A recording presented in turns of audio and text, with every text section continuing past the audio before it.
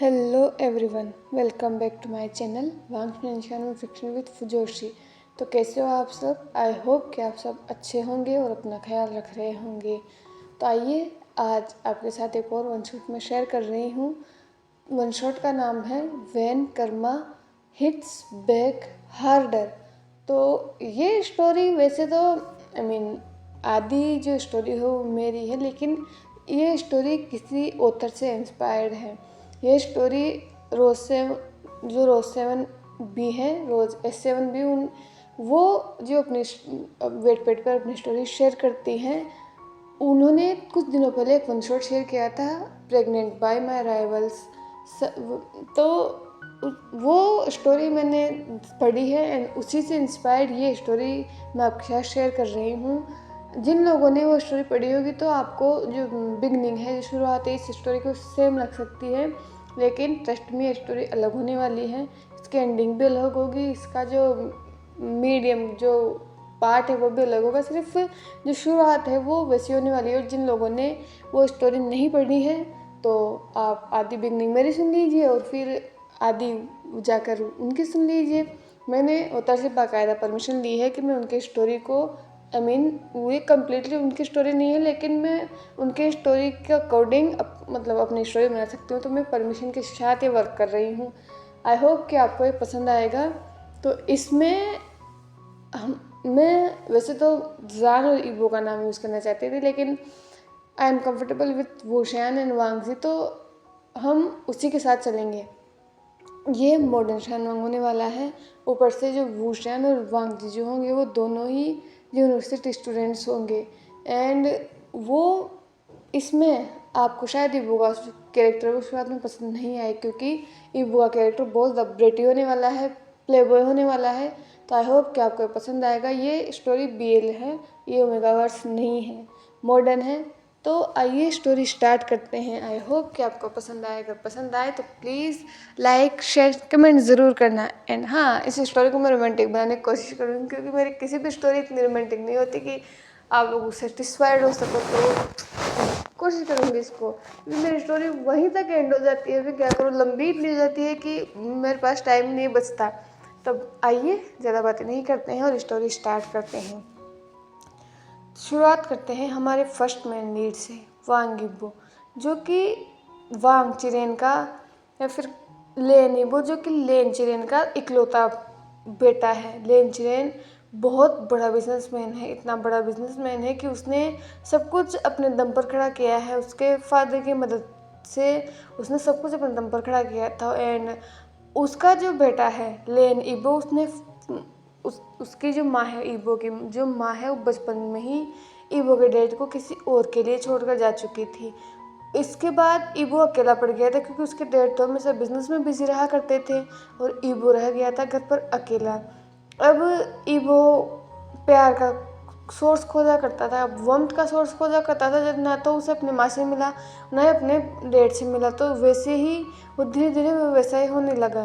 जो भी उसका मन करता वो वही करता, और उसके डैड को इससे कोई फ़र्क नहीं पड़ता था। ईबो जिस चीज़ पर हाथ रख देता था, लेनचेन उसे वही चीज़ ला कर दे देता था, क्योंकि उसे बस अपने बेटे को उसे लगता था कि वो जो भी एक्सपेंसिव चीज़ लाकर ईबो को दे रहा है उसी में ईबो की खुशी है। लेकिन ईबो को बस अपने फादर की थोड़ी सी अटेंशन चाहिए होती थी, और उस अटेंशन के लिए वो कुछ भी कर सकता था।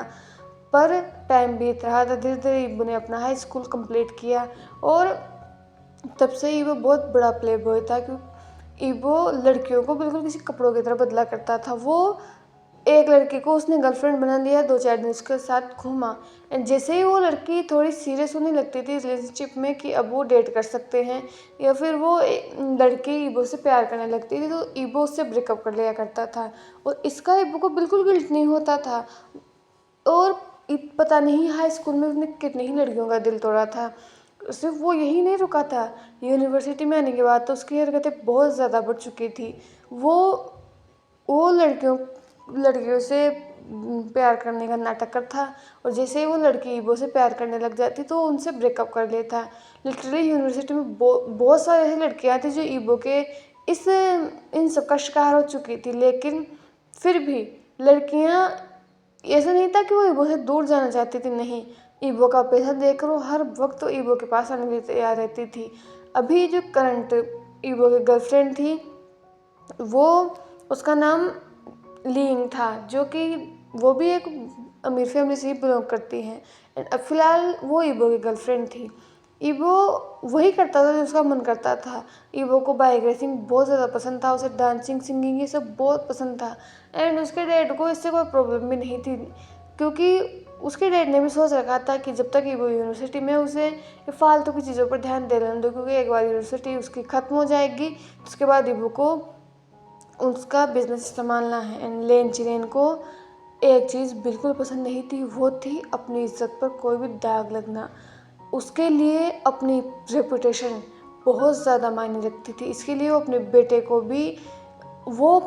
को छोड़ने के लिए तैयार था अगर ईबो को ऐसा काम करेगा जिससे उसकी रेपुटेशन में फ़र्क पड़ेगा। तो ईबो के साथ भी कुछ करने से पहले कोई चीज़ नहीं सोचेगा, क्योंकि उसके लिए उसकी रेपुटेशन ज़्यादा इम्पोर्टेंट है। ईबो भी उससे ज़्यादा इम्पोर्टेंट नहीं है। ये चीज़ लेन चिरेन की ईबो को बहुत बुरी लगती है, लेकिन फिर भी ईबो कुछ नहीं कर सकता।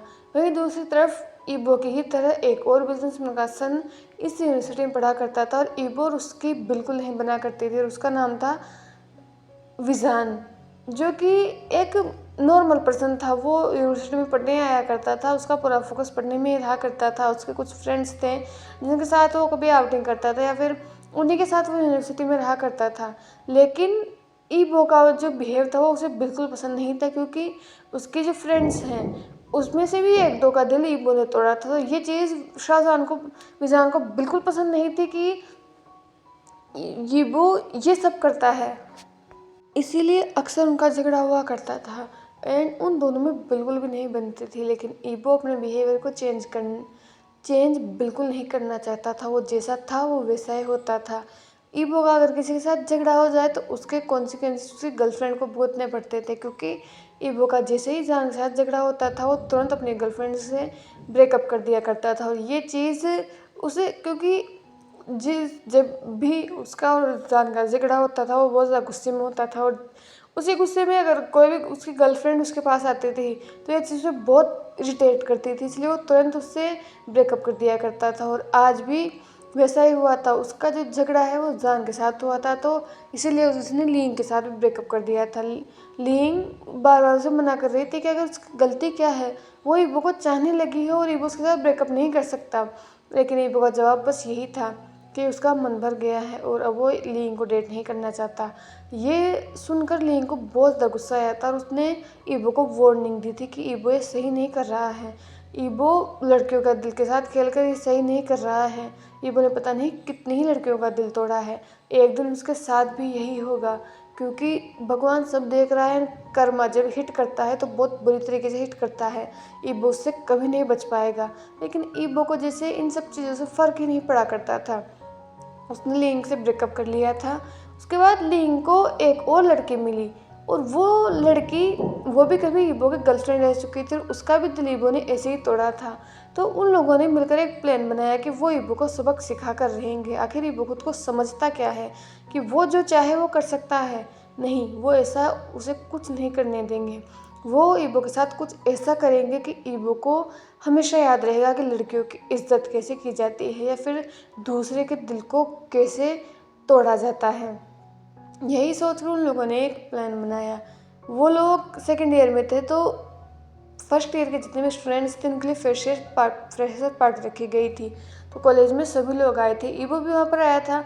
एंड उसने बहुत ही रिवीलिंग सी ड्रेस पहन रखी थी। आई मीन पहन उसने शर्ट एंड पैंट से रखा था, लेकिन उसने एक वाइट शर्ट पहन रखी थी जो कि बहुत ट्रांसपेरेंट लग रही थी, जिससे उसकी जो बॉडी है वो विजिबल हो रही थी। लेकिन वहाँ की लाइट्स डिम थी तो इतना कुछ दिखाई नहीं दे रहा था। लेकिन ईबो बहुत सेडक्टिव लग रहा था। कोई भी लड़की अभी अगर ईबो कहे कि वो उस लड़की को अपनी गर्लफ्रेंड बनाना चाहता है तो लड़की तुरंत मान जाए। वही दूसरी तरफ जान, जिसे बहुत ज़्यादा गुस्सा आता था ईबो को यही सब करते हुए देखकर कि ईबो कभी नहीं सुधर सकता। ईबो से बड़ा प्लेबॉय इस पूरी यूनिवर्सिटी में कोई नहीं होगा। हालांकि वो ईबो बस गर्लफ्रेंड्स बनाता है, वो कभी उन्हें टच नहीं करता है, यहाँ तक कि उसने अभी अपना फर्स्ट किस तक किसी गर्लफ्रेंड को नहीं दिया है। वो बस गर्लफ्रेंड्स बनाता है, उनके साथ घूमता है, जब तक उसका मन नहीं भर जाता तब तक उनके साथ घूमता है, और फिर बस जैसे उसका मन भरा और वो उन्हें छोड़ देता है। वैसे ही आज पार्टी चल रही थी, वो डांस फ्लोर पर डांस कर रहा था। डांस ईबो का पैशन है, वो हमेशा ही खुश होता है जब भी डांस करता है। तो वो वैसे ही डांस कर रहा था, उसे बहुत टाइम हो चुका था जब वो डांस कर रहा था। वही दूसरी तरफ लीइंग के साथ वही लड़की बैठी हुई थी जो कभी ईबो की गर्लफ्रेंड रही थी। लीइंग ने उस लड़की की तरफ देखते हुए कहा, तुम्हें लगता है कि काम करेगा? लेकिन हम लेकिन हम भेजेंगे किसे, मतलब उसे तो हम रूम में भेज देंगे, लेकिन किसी लड़की को हम रूम में कैसे भेजेंगे? क्योंकि अगर हमने किसी लड़की को भेजा तो यूनिवर्सिटी की जो वेबसाइट है उस पर तो उसकी भी तो फ़ोटो अपलोड होगी नहीं, तो फिर उस लड़की की इज्जत के साथ इज्जत भी जाएगी। ईबो को तो कोई फ़र्क नहीं पड़ेगा, लेकिन उस लड़की की इज्जत को फ़र्क पड़ेगा। ये सुनकर उस लड़की ने मुस्कुरा करते हुए कहा, तुम्हें चिंता करने की ज़रूरत नहीं है, ऐसा कुछ नहीं होने वाला। जैसा हमने सोचा है वैसा ही होगा। जैसे बहुत शौक है ना लड़कियों के दिल तोड़ने का, कल सुबह पूरी यूनिवर्सिटी इसके बारे में जानेगी। ये बोलकर उसके फेस पर स्मित था। अब ईबो बहुत देर से डांस कर रहा था, वैसे ही वो डांस करके जब डांस फ्लोर से नीचे आया तो उसे बहुत प्यास लग रही थी, और इसी का फ़ायदा लीइंग और उसकी उस फ्रेंड ने उठाया। उसने वेटर को पैसे दिए और वही ड्रिंक जो उन लोगों ने बनाई थी उसको ईबो को देने के लिए कहा, एंड वो ड्रिंक उन लोगों ने ईबो को दे दी थी।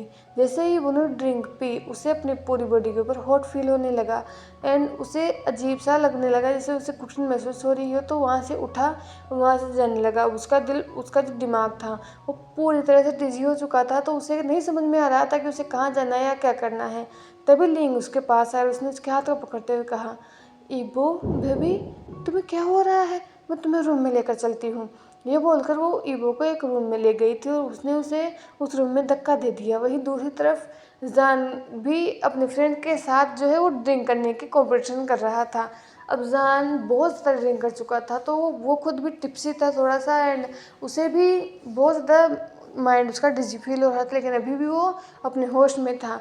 लेकिन ये लीइंग के फ्रेंड ने देखा था, तो उसने स्मिक कर लीइंग की तरफ देखते हुए कहा, मिल गया वो इंसान जो वांग ईबो के साथ वो सब करने वाला है एंड कल यूनिवर्सिटी पर छाने वाला है। ये सुनकर लीइंग ने कहा, शाहजान, ये तो उसका राइवल है। ये सुनकर उस फ्रेंड ने कहा, इसीलिए तो जब सुबह वांग ईबो उठेगा और उसे पता चलेगा कि वो किसके साथ उसने रात बिताई है, तो मज़ा आएगा ये देखने में कि उसका एक्सप्रेशंस कैसा होगा। क्योंकि एक दूसरे के साथ रात बिताने के बाद दोनों में से कोई भी एक दूसरे को एक्सेप्ट नहीं करेगा। फिर लेनेबो को पता चलेगा कि जब आपको रिजेक्ट करता है तो कैसा लगता है। ये सुनकर लीइंग के फेस पर भी एक स्मित था। उन लोगों ने जान पर जो कि पहले ही आधा ड्रिंक था, उसने जान के ड्रिंक में कुछ मिलाया एंड उसको ड्रिंक करवा दिया। इससे जान भी बहुत ज़्यादा डिज फील कर रहा था, एंड उन्होंने जान के सभी फ्रेंड डांस फ्लोर पर डांस करने के लिए चले गए थे। इसका फ़ायदा उठाकर लीइंग ने जान के आर्म को भी पकड़ा और वो उसे उसी रूम में ले गई जहाँ पर वो ईबो को लेकर गई थी। जैसे ही वो उस रूम के पास पहुंची, उसने जान को बस अंदर धक्का दे दिया और रूम को बाहर से लॉक कर दिया, और बाहर खड़ी हुई स्पीक करते हुए उसने कहा, ईबो, अब तुम्हें पता चलेगा कि जब दिल टूटता है तो कैसा लगता है। ये बोलकर वो स्मृत कर रही थी।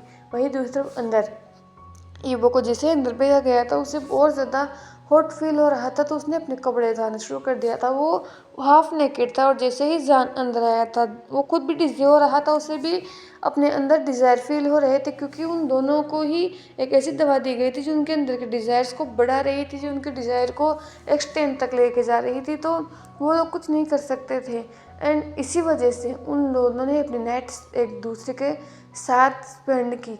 पर एक बात ना तो जान को पता थी कि वो ईबो के साथ अपना टाइम स्पेंड कर रहा है, नाइट स्पेंड कर रहा है, ना ही ईबो को कोई रियलाइजेशन था कि वो जान के साथ अपना नाइट बिता रहा है। लेकिन दोनों ही थर्स्टी थे, लस्ट में डूबे हुए थे, क्योंकि वो दवाई उन्हें वैसे दी गई थी। तो उस रात लस्ट के उसमें आकर उन दोनों ने एक दूसरे के साथ नाइट स्पेंड की। नेक्स्ट मॉर्निंग एंड वो रात उन लोगों ने वैसे ही बिताई थी। अगली सुबह जब हुई तो ईबो ने धीरे धीरे अपनी आंखें ओपन की। उसका पूरा शरीर बहुत बुरी तरीके से पेन कर रहा था। उसे ऐसा लग रहा था जैसे उसे बहुत बुरी तरीके से मारा गया हो, क्योंकि वो ड्रिंक का असर ही कुछ ऐसा था।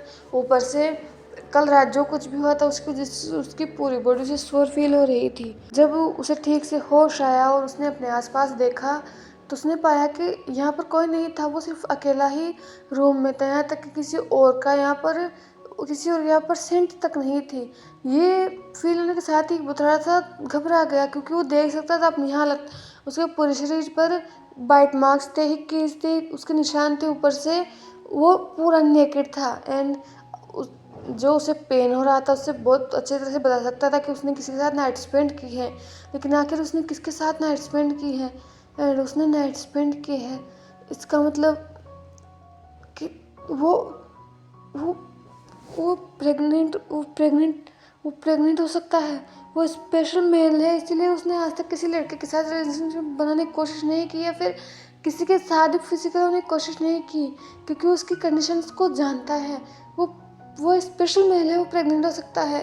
उसके डैड हमेशा उससे कहते हैं कि उसे लड़कों से दूर रहना चाहिए, यहाँ तक कि लड़कियों के साथ भी उसे कहीं अकेले बाहर नहीं जाना चाहिए। लेकिन उसने क्या कर दिया है? उसने किसी के साथ नाइट स्पेंड की, और उसे उस इंसान का शक्ल तक याद नहीं है। उसे पता तक नहीं कि उसने वो नाइट किसके साथ स्पेंड की थी।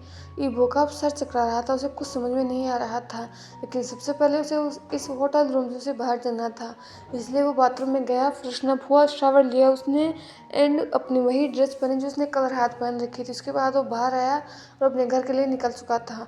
उस दिन तो वो यूनिवर्सिटी जाने की हालत में बिल्कुल नहीं था, क्योंकि वो बहुत थका हुआ था। एंड वो अपने डैड को कुछ ही पता नहीं चलना चाहता था, इसलिए उसने सोचा था कि उस दिन वो आराम ही करेगा और इन केस को छुपाने की कोशिश करेगा जितना हो सके, ताकि उसके डैड को शक ना हो। ऐसे ही अब 1 महीना बीत चुका था। उस दिन के बाद ईबो यूनिवर्सिटी तो गया था, लेकिन वो शांत रहने लगा था। उसके बाद उसने कोई गर्लफ्रेंड भी नहीं बनाई।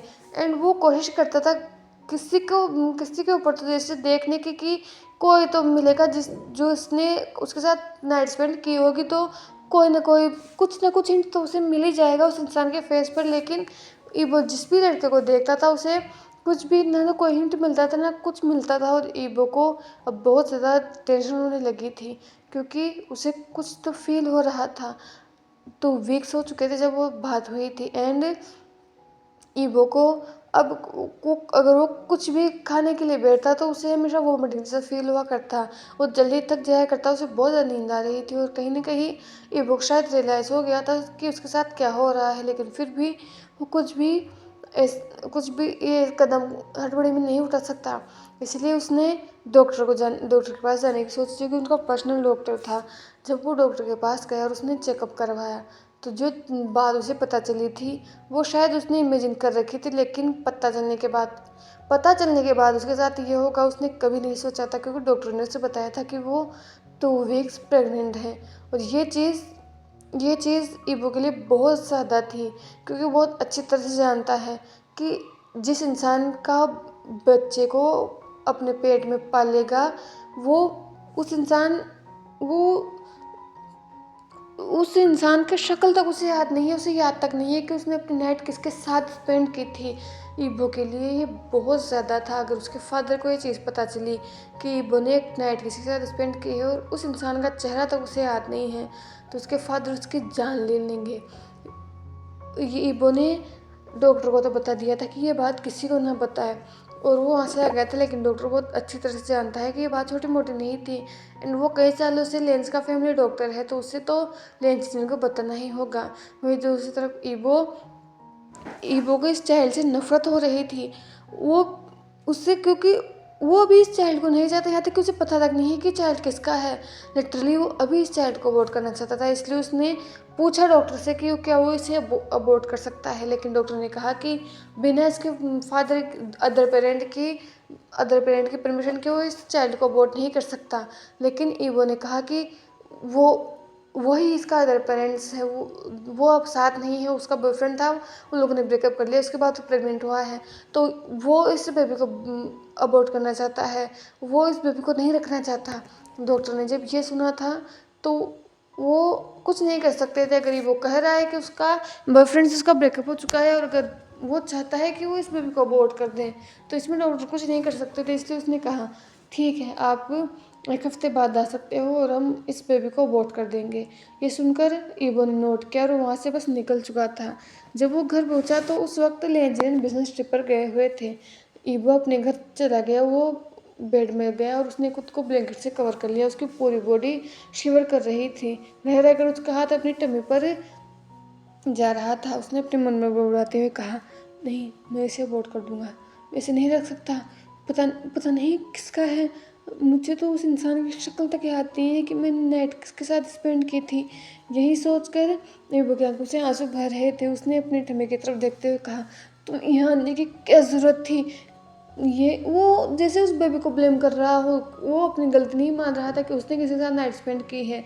हाँ, भले ही किसी ने उसे ड्रग दिया हो, लेकिन फिर भी गलती शायद उसी की थी। लेकिन फिर भी वो उस बेबी को ब्लेम कर रहा था।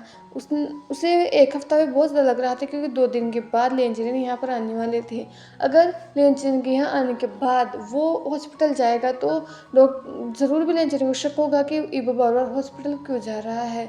इसलिए उसने सोचा कि अबॉर्ट करने का उसके पास टाइम नहीं है, वो खुद ही इस बेबी को मार देगा। वो बहुत सारी स्लीपिंग पिल्स ले लेगा, इस वजह से ये बेबी अपने आप ही मर जाएगा। यही सोचकर उसने बहुत सारी स्लीपिंग पिल्स निकाली। उसने लिटरली इतनी स्लीपिंग पिल्स अपने हाथ में ले ली थी कि उसकी पूरी मुट्ठी भरी हुई थी। वो उस स्लीपिंग पिल्स को देख रहा था और बार बार उसे लेने की कोशिश कर रहा था। उसने एक बार के लिए तो पूरी स्लीपिंग पिल्स को अपने मुंह में ले लिया था, लेकिन अगले ही पल उसने बस उसकी उल्टी कर दी। उससे नहीं हो रहा था। वो कितना ही क्रूल दिख रहा हो, वो इस बेबी को नहीं चाहता हो, लेकिन फिर भी पता नहीं क्यों एक अटैचमेंट इस बेबी से उसका हो चुका था। एंड उसने उसने कुछ तो सोच रहा था वो, पता नहीं क्यों उसने सोच लिया था कि डॉक्टर ही अबॉर्ट करेगा इस बेबी को, वो नहीं मार सकता। वो मार नहीं पा रहा है। 2 दिन वैसे ही बीत चुके थे और 2 दिन के बाद वांग जी ईबो जब सुबह सो रहा था तभी उसे एक आवाज़ सुनाई देती है, लेन वांग ईबो, अभी के अभी नीचे आओ। और जैसे ही वांग ईबो यह आवाज़ सुनता है वो तुरंत उठकर बैठ जाता है, क्योंकि ये आवाज़ उसके फादर की थी। ईबो तुरंत उठता है, वो दौड़ता हुआ लिविंग रूम में जाता है जहाँ पर लेंजरेन गुस्से में खड़ा हुआ था। लेंजरेन ने ईबो की तरफ देखते हुए कहा, वो पहले तो उसके पास आया और उसने खींच कर एक थप्पड़ ईबो के गाल पर जड़ दिया था। ईबो की आंखों में आंसू आ चुके थे। उसने अपने फादर की तरफ देखते हुए कहा, डैड, मैंने क्या क्या क्या किया है। ये सुनकर लेंजरेन चिल्लाते हुए कहा, तुमने क्या किया है? तुम्हें खुद नहीं पता कि तुमने क्या किया है? तुम्हारी अभी भी इतनी हिम्मत है तुम्हारे अंदर कि तुम मुझसे छुपा रहे हो कि तुमने क्या किया है। तुम प्रेग्नेंट हो और तुमने ये बात मुझसे छुपाई। मैंने तुमसे 10 बार कहा था कि किसी भी लड़के के आसपास घूमना भी मत, तुम स्पेशल हो। मैंने तुम्हें ये बात पहले ही बताई थी, लेकिन नहीं, तुम्हें बस अपनी मनमानी करनी थी। मैंने तुम्हें वो सब कुछ दिया जो एक इंसान को चाहिए होता है। तुम्हें इतनी सारी लग्जरी दी, तुम्हें जो चाहिए था वो मैंने तुम्हें दिया, लेकिन लगता है तुम्हारे लिए वो भी काफ़ी नहीं था। मुझे तुम्हारे लिए तुम्हारी शादी जल्दी कर देनी चाहिए थी। मुझे तुम्हें पढ़ाने भेजना ही नहीं चाहिए था। ये सुनकर ही वो क्या को हंसते हुए उसने अपने फादर की तरफ देखते हुए कहा, डैड, इसमें मेरे को गलती नहीं है, मुझे तो पता तक नहीं है। ये सुनकर लेंजरेन ने वांग जी की कॉलर को पकड़ते हुए कहा, यही तो प्रॉब्लम है कि तुम्हें पता ही नहीं है कि तुम्हारे साथ हुआ क्या था। वैसे इस बेबी का फादर कौन है, इसका अदर पेरेंट्स कौन है? ईबो, ये तो तुम्हें पता होगा। ये सुनकर वहाँ ईबो ने अपनी नज़र झुका ली और बस अपनी अपनी अपनी आँखों को, अपने सिर को नाम हिला दिया। ये सुनकर लेंजरेन ने ईबो की तरफ देखते हुए कहा, तुम मैंने तुमसे पहले भी कहा था कि मुझे अपनी रेपुटेशन बहुत ज़्यादा प्यारी है, तुमसे भी ज़्यादा प्यारी है। लेकिन अब जब तुम प्रेग्नेंट हो चुके हो, अगर ये बात मीडिया में सामने आ गई तो तुम्हें पता है कि मेरे रेपुटेशन का क्या होगा। सभी लोग मेरा मजाक बनाएंगे कि मैं अपने बेटे को संभाल तक नहीं पाया। मेरा बेटा एक ऐसे इंसान से प्रेग्नेंट है जिसकी शक्ल तक उसने नहीं देखी है। ये सुनकर ईबो ने अपने फादर की तरफ देखा और कहा, डैड, मैं कुछ नहीं कर सकता। लेंजरेन ने कहा, तुम कुछ नहीं कर सकते, लेकिन मैं बहुत कुछ कर सकता हूँ। तुम कल सुबह मेरे साथ चल रहे हो और हम इस बेबी को अबॉर्ट करवाएंगे, समझ में आया तुम्हें? ये सुनकर ईबो ने अपने फादर की तरफ देखा। वो खुद इस बेबी को अबॉर्ट कराना चाहता था, लेकिन यही बात जब वो लेंचिन के मुँह से सुन रहा था, पता नहीं क्यों उसे डर लग रहा था। उसने अपने फादर की तरफ देखते हुए कहा, पर फादर, इसमें इसकी इसकी क्या गलती है? ये सुनकर लेंचिन ने कहा, गलती सब तुम्हारी है, लेकिन इसका जो नतीजा है वो ये भुगतेगा। इसको वोट करवाना होगा ईबो। ये सुनकर ईबो ने अपने फादर की तरफ देखा और कहा, और अगर मैं इसे वोट ना करवाऊँ तो? ये सुनकर लेजरिन ने कहा, तो अभी के अभी मेरा घर छोड़कर यहाँ से चले जाओ। वापस लौट कर यहाँ आने की कोई ज़रूरत नहीं है। मैं बोल दूंगा कि मेरे बेटे की मौत एक एक्सीडेंट में हो चुकी है। यह सुनकर ईबो ने अपने फादर की तरफ देखा। क्या सच में उसके फादर की रेपुटेशन अपने बेटे से ज़्यादा इम्पोर्टेंट है? ईबो पर ईबो इस एक ऐसे पर्सन जो कि अभी इस दुनिया में आया नहीं है, जो शायद अभी तक उसने अपनी आंखें तक नहीं खोली, वो इस इंसान को, इस बेबी को नहीं मार सकता। नहीं, वो इतना क्रूर नहीं हो सकता। उसकी गलती की वजह से ये सब हुआ है एंड वो पनिशमेंट लेने के लिए तैयार है, लेकिन वो इस बेबी को मारकर और पाप नहीं करना चाहेगा। यही सोचकर उसने अपने फादर की तरफ देखा और अपने आंसू को हार्शली पोंछते हुए कहा, तो ठीक है डैड, अगर आप यही चाहते हो तो आप मीडिया में अनाउंसमेंट कर सकते हैं कि आपके बेटे की मौत एक एक्सीडेंट में हो चुकी है। ये बोलकर ईबो वहाँ से अपने रूम में जाता है। वो अपना सूटकेस पैक करता है और वहाँ से उस घर से निकल जाता है। लेंचरेन बस शौक में ईबो की तरफ देख रहे थे। उसे तो लगा था कि जैसे ही वो ये कहेंगे ईबो रुक जाएगा, क्योंकि ईबो को शुरू से ही इतनी महंगाई में या फिर इतनी लग्जरी में रहने की आदत है। अगर लेंजरेनो से ये कहेगा कि वो ईबो को अपने घर से निकाल देगा तो ईबो डेफिनेटली ही इस बेबी को वोट करने के लिए मान जाएगा। लेकिन लेंजरेन भी उस वक्त बहुत ज़्यादा गुस्से में था। अगर ईबो जा रहा है तो जा रहा है, उसे भी कोई फ़र्क नहीं पड़ता, क्योंकि ईबो को ये सब नहीं करना चाहिए था जो उसने किया था। यही सोचकर उसने उस वक्त ईबो को नहीं रोका और ईबो अब वहाँ से, मतलब ईबो उस लेन मेंशन से निकल चुका था। लेन मेंशन से निकलने के बाद अब ईबो कॉलेज में नहीं जा सकता, लेकिन उसने सोचा कि उसका जो एग्ज़ाम्स है वो 2 महीने के अंदर ही है एंड 2 महीने तक तो उसका जो बेबी बम्प है वो दिखेगा नहीं, तो वो एग्ज़ाम्स दे सकता है। उसे उसके फाइनल डिग्री तो मिल जाएगी। यही सोच कर उसने तय कर लिया था कि उसने जितनी भी सेविंग्स कर रखी है, उसने जितने भी बाइक रेसिंग की है या फिर उसने जितने भी डांस कॉम्पिटिशन्स में भाग लिए थे, उसमें से जो भी उसने पैसे मिले हैं उनसे एक रूम रेंट पर ले लेगा। 2 महीने तक वो इस शहर में रुकेगा और जैसे ही उसके एग्ज़ाम्स एंड हो गए वो अपना सर्टिफिकेट लेकर, अपना ग्रेजुएशन सर्टिफिकेट लेकर वो वहाँ से बस कहीं दूर चला जाएगा, अपने फादर की नज़रों से दूर। और वो इंसान जो उसके साथ नाइट स्पेंड कर कर बस भूल चुका है, वो उससे भी बहुत दूर चला जाएगा। वैसे भी उसे कोई फ़र्क नहीं पड़ता। जो इंसान उसे उसी रात छोड़ कर जा चुका है, ईबो उस इंसान को ढूंढने के लिए कोई कोशिश नहीं करेगा। लेकिन अब ईबो को काम करना होगा, क्योंकि वो उसके बाद जितनी भी सेविंग्स है वो रूम उसने जो रेंट पे रूम लेगा उसमें चली जाएगी। ऊपर से अब जब वो प्रेग्नेंट है तो उसे अभी काम करना होगा, नहीं तो डिलीवरी के कुछ दिन तक तो वो कमा भी नहीं पाएगा और साथ ही उसे फिर बेबी का भी ख्याल रखना होगा। तो ईबो सोच रहा था कि अभी से पार्ट टाइम जॉब शुरू कर दें। इसीलिए उस दिन घर से निकलने के बाद उसने एक रूम रेंट पे लिया और फिर वो अपने पार्ट टाइम जॉब जो है वो ढूंढने के लिए जा चुका था। उसे एक रेस्टोरेंट में वेटर का जो पार्ट टाइम जॉब था वो मिला था, साथ ही उसे एक बुक स्टोर में भी जॉब मिल चुकी थी। तो वो अब कुछ कुछ घंटों के लिए यूनिवर्सिटी में जाता, उसके बाद वो रेस्टोरेंट में जाता और फिर शाम को वो बुक स्टोर में जाता और वो वापस अपने घर पर लौट आता। यही रूटीन ईबो का चल रहा था। लेकिन अब वो बहुत ज़्यादा ही शांत हो चुका था। वो अब ना तो किसी लड़की से बात किया करता था, ना ही वो जान से झगड़ा किया करता था। वो बस कॉलेज जाता, अपनी जितनी भी क्लासेस है वो अटेंड करता एंड वापस आ जाता। और ये चीज़ पूरी यूनिवर्सिटी के लिए, आई मीन जितने भी उसके क्लासमेट थे या फिर जो भी ईबो को जानते थे उन लोगों के लिए ये चीज़ थोड़ी अजीब थी कि ईबो जो कि हमेशा बस बोलता रहता है, किसी भी लड़के के साथ फ्लर्ट करता रहता है, हमेशा ही लड़के के साथ फ्लर्ट करना तो जैसा उसका पेशा है वही करता रहता है। और अब ईबो किसी से बात तक नहीं करता है, यहाँ तक कि वो किसी की तरफ ठीक से देखता तक नहीं है। सभी लोगों ने ईवो के बिहेवियर में चेंज फील किया था, लेकिन उन लड़कियों ने जो जिन्हें कि पता था कि ईवो के साथ शायद हुआ क्या है, वो लड़कियां बहुत ज़्यादा खुश थी। 2 महीने कैसे बीत गए ईवो को पता ही नहीं चला, क्योंकि उसकी लाइफ जो कभी हमेशा आराम से कटने वाली हुआ करती थी, वो यूनिवर्सिटी आता था, फिर वापस घर जाकर बस आराम किया करता था, गेम्स खेलता था, कभी कभी बाइक रेसिंग में चला जाता था। उसके अलावा उसके पास और कोई काम नहीं था एंड वो बहुत ही आराम की ज़िंदगी जिया करता था। लेकिन अब जब वो 2-2 शिफ्ट्स किया करता था, साथ में पढ़ाई कर रहा था, यूनिवर्सिटी जा रहा था, तो उसके लिए सब बहुत ज़्यादा, ऊपर से वो प्रेग्नेंट था। मेल प्रेगनेंसी बहुत ज़्यादा रेयर होती है, तो उसे प्रिकॉशंस भी लेने पड़ रहे थे, लेकिन फिर भी वो ये सब कर रहा था।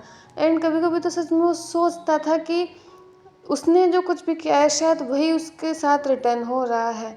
2 महीने के बाद जब एग्ज़ाम्स हुए तो ईबो ने अपने सभी एग्ज़ाम्स दिए, और उसके बाद वो अपना कॉलेज से सर्टिफिकेट लेने के बाद बीजिंग शहर को छोड़कर वहाँ से जा चुका था। वो कहाँ गया था किसी को नहीं पता था। वैसे ही अब 1 साल बीत चुका था जब ईबो बीजिंग छोड़ कर गया था। लेन जिरेन ने ईबो को पूरे बीजिंग में ढूंढने की कोशिश की, लेकिन लेन जिरेन को ईबो कहीं नहीं मिला था। उस दिन तो लेन जिरेन गुस्से में था, लेकिन अब उसे सच में ईबो की फिक्र हो रही थी, क्योंकि ईबो प्रेग्नेंट था। और 2 महीने तक तो जब उसे पता चला था कि ईबो यूनिवर्सिटी आ रहा है, तो उसे लगा था कि कुछ दिनों तक ईबो वहीं रहेगा, यूनिवर्सिटी में अपने दोस्त के पास रह रहा होगा वो कहीं भी, और जब एग्ज़ाम खत्म हो जाएंगे या फिर ईबो जब बर्थ दे देगा तो वो ईबो को यहाँ पर ले आएगा एंड इस बेबी को किसी का बता देगा। वो ईबो का बेबी उन्हें नहीं बताएगा। लेकिन अभी वो इस तरह से गायब हो चुका था कि वो उसे मिल ही नहीं रहा था। यहीं दूसरी तरफ ईबो, जो कि शंघाई चला गया था, बीजिंग से बहुत दूर का एक शहर। ईबो वहीं पर ही रह रहा था अपने बेबी के साथ, जिस जो कि बहुत ही छोटा था। ईबो को 1 साल वहाँ से हो चुका था आए हुए, तो उसका जो बेबी था वो 3 से 4 महीने का था। अब ईबो बेबी को छोड़कर काम पर नहीं जा सकता था, या फिर काम को नहीं छोड़ सकता था बेबी के लिए। उसे दोनों ही करना होता था, क्योंकि उसे रेंट पे करना होता था, ऊपर से उसे बेबी के जितने भी स्टफ्स है वो खरीदने होते थे। बेबी कभी बीमार हो जाए तो उसे हॉस्पिटल भी ले जाना पड़ता था। तो ईबो की लाइफ बहुत ज़्यादा ही जैसे डिफ़िकल्ट हो रही थी। वो इंसान जिसने कभी अपनी खाई हुई प्लेट को जगह से उठाकर किचन में नहीं रखा, या फिर उसने एक स्पून तक उठाकर कहीं नहीं रखी, या फिर उसने कभी पानी तक नहीं उबाला।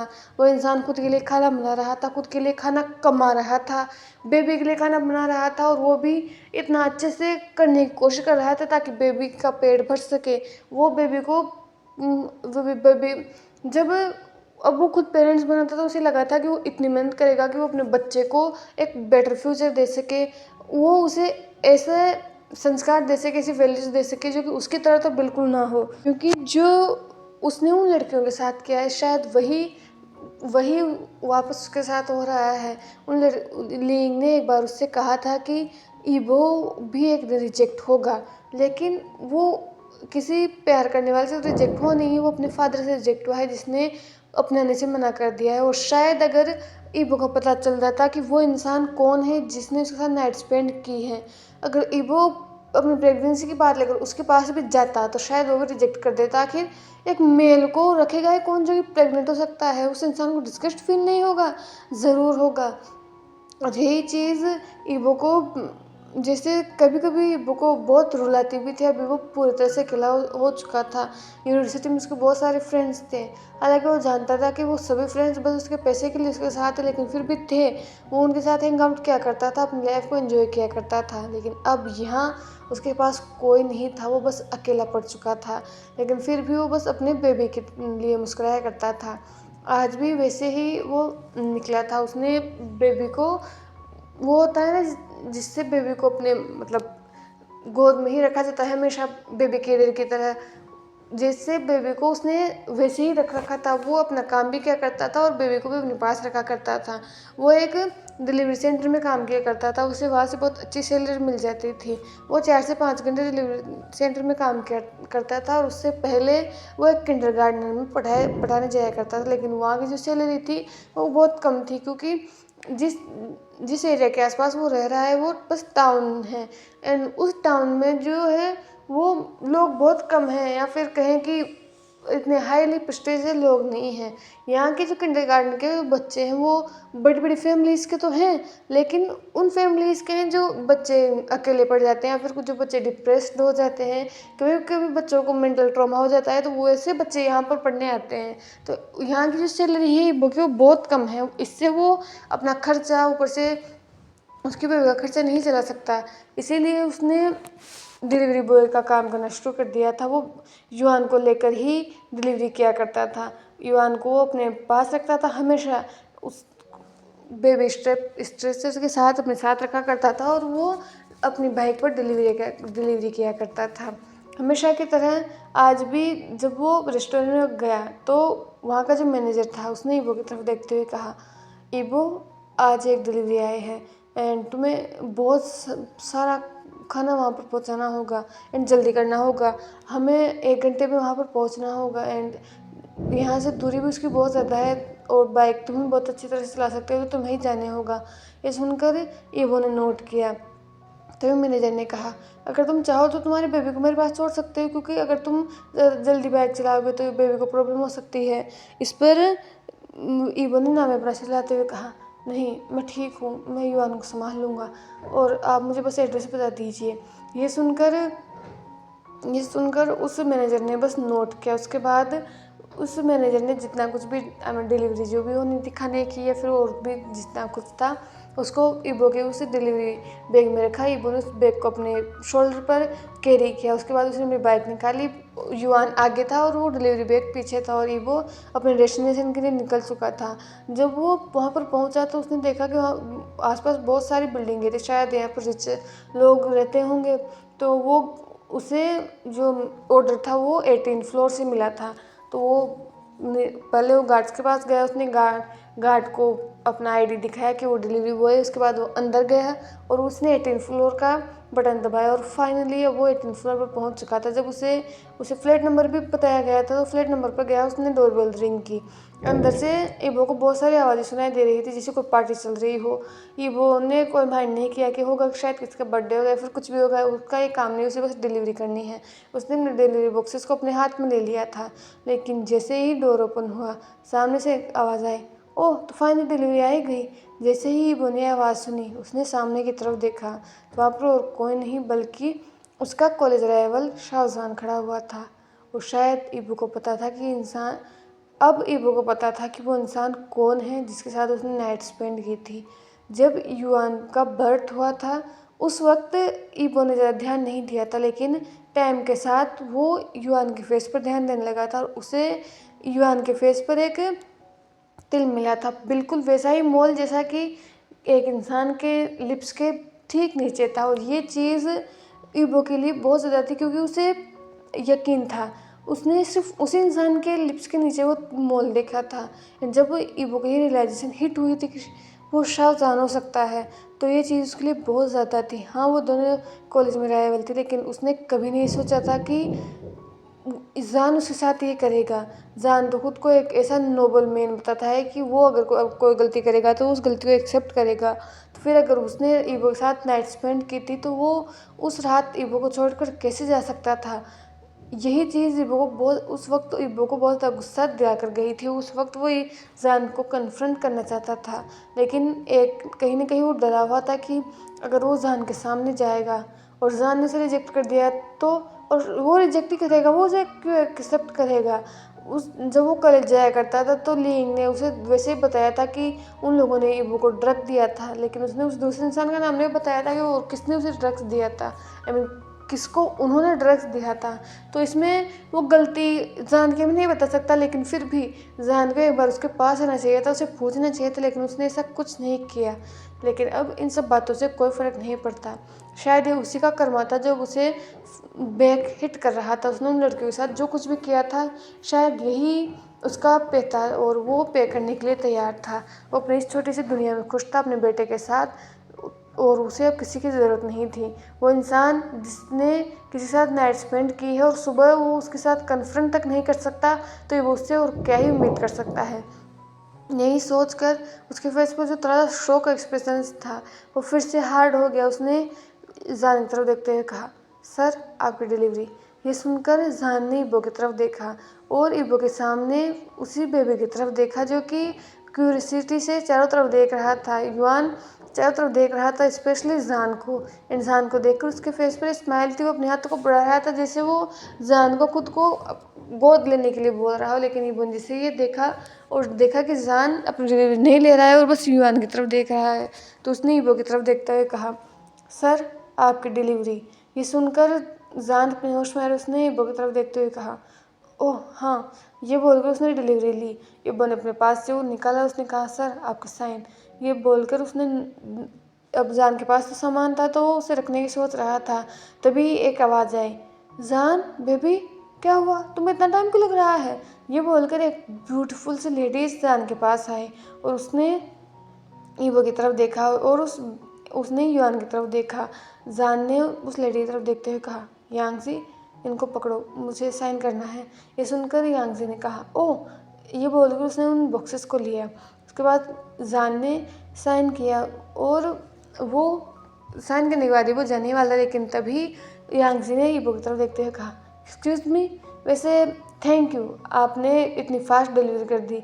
आपको पता है आज मेरी इंगेजमेंट थी और मेरी और जान की इंगेजमेंट थी, तो हमने कुछ भी अचानक प्लान नहीं किया था। हमारी फैमिली वाले आए और अचानक ही हमारी इंगेजमेंट फिक्स कर दी, तो हमारे पास कुछ नहीं था, लेकिन आपने टाइम पर डिलीवरी कर दी है, थैंक यू सो मच। ये सुनकर ईबो की जो पैर थे अपनी जगह पर ही जम कर उसने जान की तरफ देखा। वहीं जान भी बस युआन की तरफ ही देखे जा रहा था। ईबो ने मुस्कुराते हुए कहा, oh congratulations ma'am, congratulation sir, I hope कि आपकी आने वाली लाइफ खुशियों से भरी हो। ये बोलकर वो एक लास्ट टाइम वहाँ पर बुक करता है और वहाँ से बस निकल जाता है। उसे यहाँ पर बहुत ज़्यादा सफोकेटिंग फील हो रहा था। वही दूसरी तरफ जान जो अभी भी बस जाते ही वो की तरफ देख रहा था, उसे भी अच्छा नहीं लग रहा था।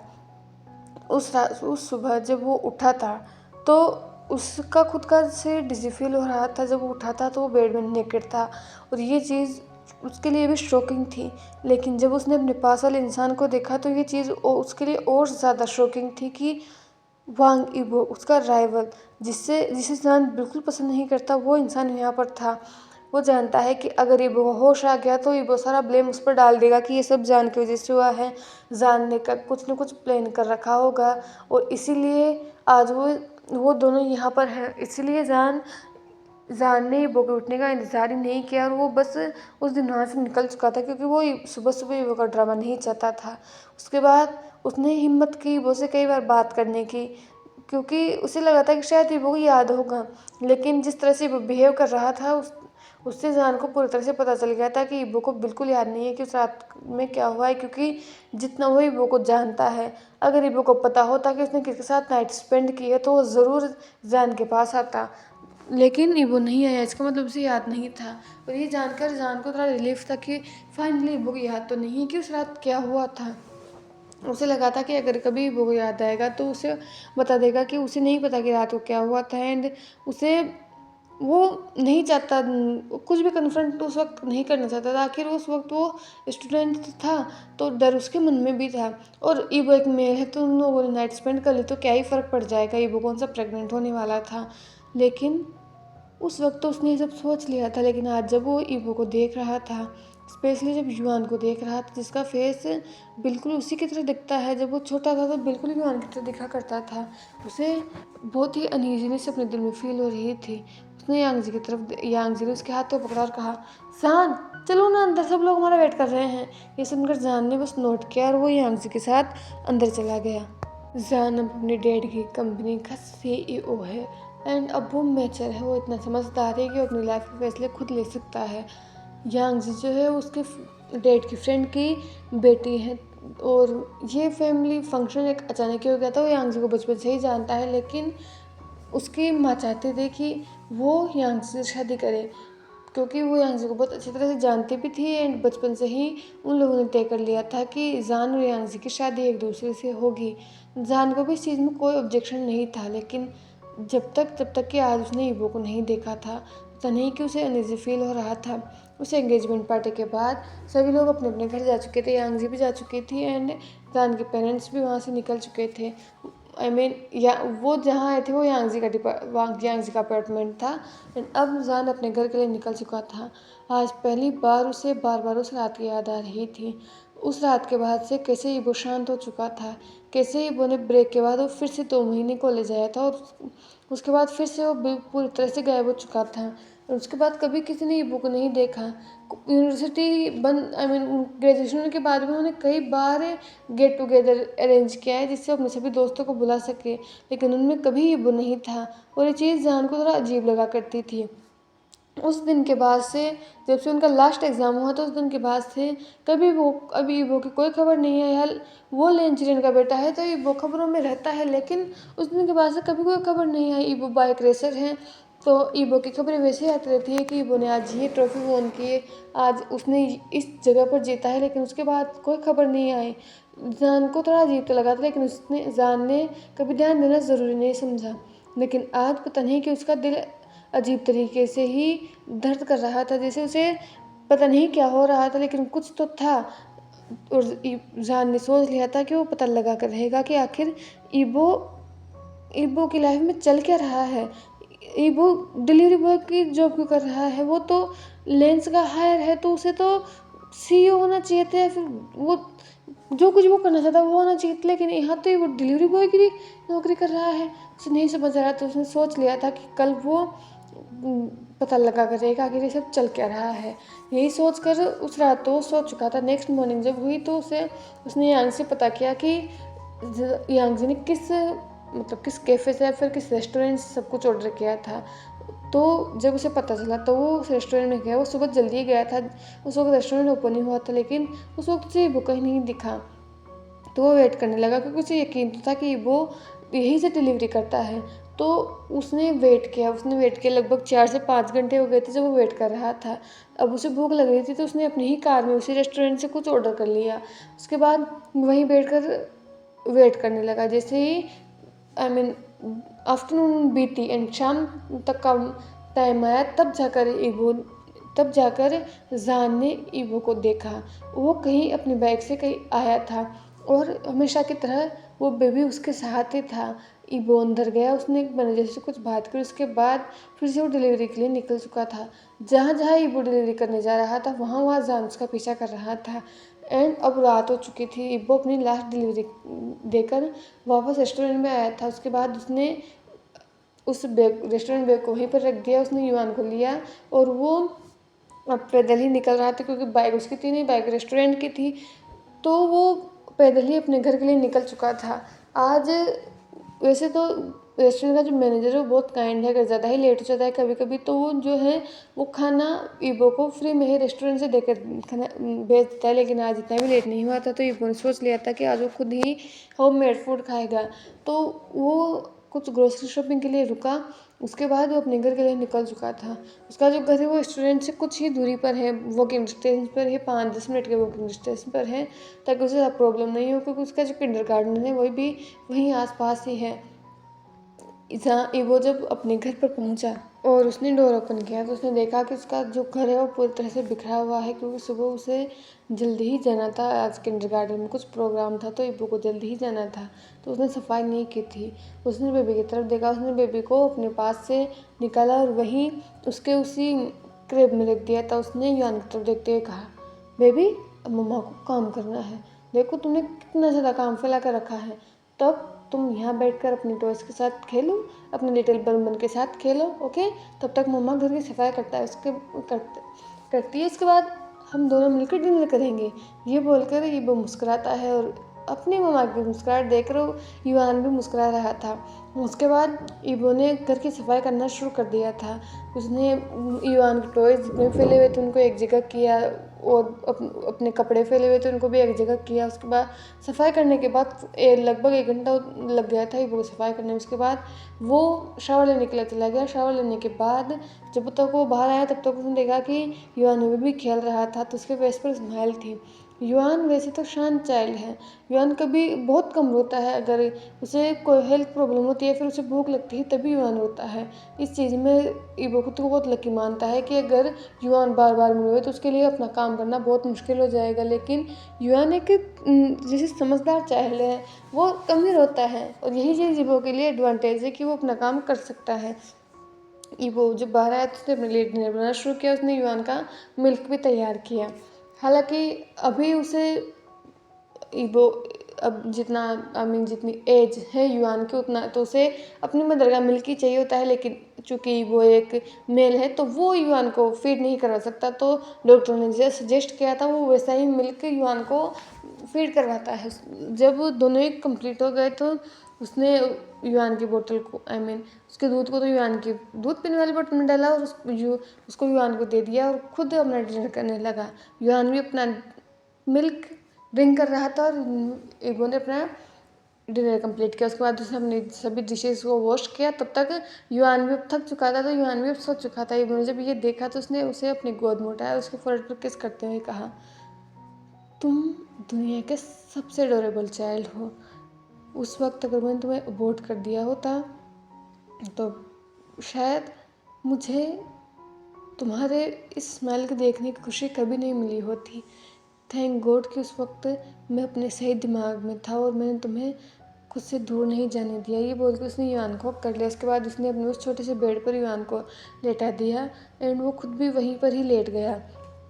लेकिन इस बात से अनजान के एक खुली हुई खिड़की से कोई था जो इन सब चीज़ों को देख रहा था। ये चीज़ और कोई नहीं, जान देख रहा था, और ये सब चीज़ें उसके लिए अजीब भी, उसे बहुत अजीब लग रहा था। उसे कोई फ़र्क नहीं पड़ना चाहिए ईबो के ये सब देखने से। उसे क्यूरियोसिटी थी कि अगर ईबो इस बेबी को रखता है तो क्या ईबो ने शादी कर ली है, क्या ईबो को गर्लफ्रेंड है। लेकिन जब उसने उस अपार्टमेंट में देखा, अपार्टमेंट जैसा ही था और उसमें कुछ ज़्यादा जगह भी नहीं थी। इंसान ने अपनी नज़र को घुमा कर हर तरफ देखा तो उसे किसी भी और लड़की की फ़ोटो वहाँ पर दिखी ही नहीं। बस वहाँ पर ईबो और युआन की कुछ फ़ोटोज़ थी। तो क्या ऐसा हो सकता है कि ईबो प्रेग्नेंट हो? क्या उस रात के बाद से ईबो ने जान ने कैलकुलेट करना शुरू किया, उस रात के बाद से अगर ईबो प्रेग्नेंट हुआ होगा तो बेबी की एज कितनी हो सकती है। और जब उसने कैलकुलेट किया तो ये एज उतनी ही थी जितनी इस बेबी की उतनी ही थी जितनी होनी चाहिए थी। और ये चीज़ जान के लिए बहुत ज़्यादा थी। इसका मतलब उस रात जब उन दोनों के बीच में सुबह हुआ था तो ईबो प्रेग्नेंट उसी रात हुआ था। लेकिन शायद ईबो को पता ही नहीं था कि उसने वो रात के साथ स्पेंड की थी, इसलिए कभी वो जान के पास आया ही नहीं। और शायद उस वक्त अगर वो जान के पास आता तो शायद जान उसे रिजेक्ट भी कर देता। लेकिन अब ईबो ये लाइफ डिजर्व नहीं करता।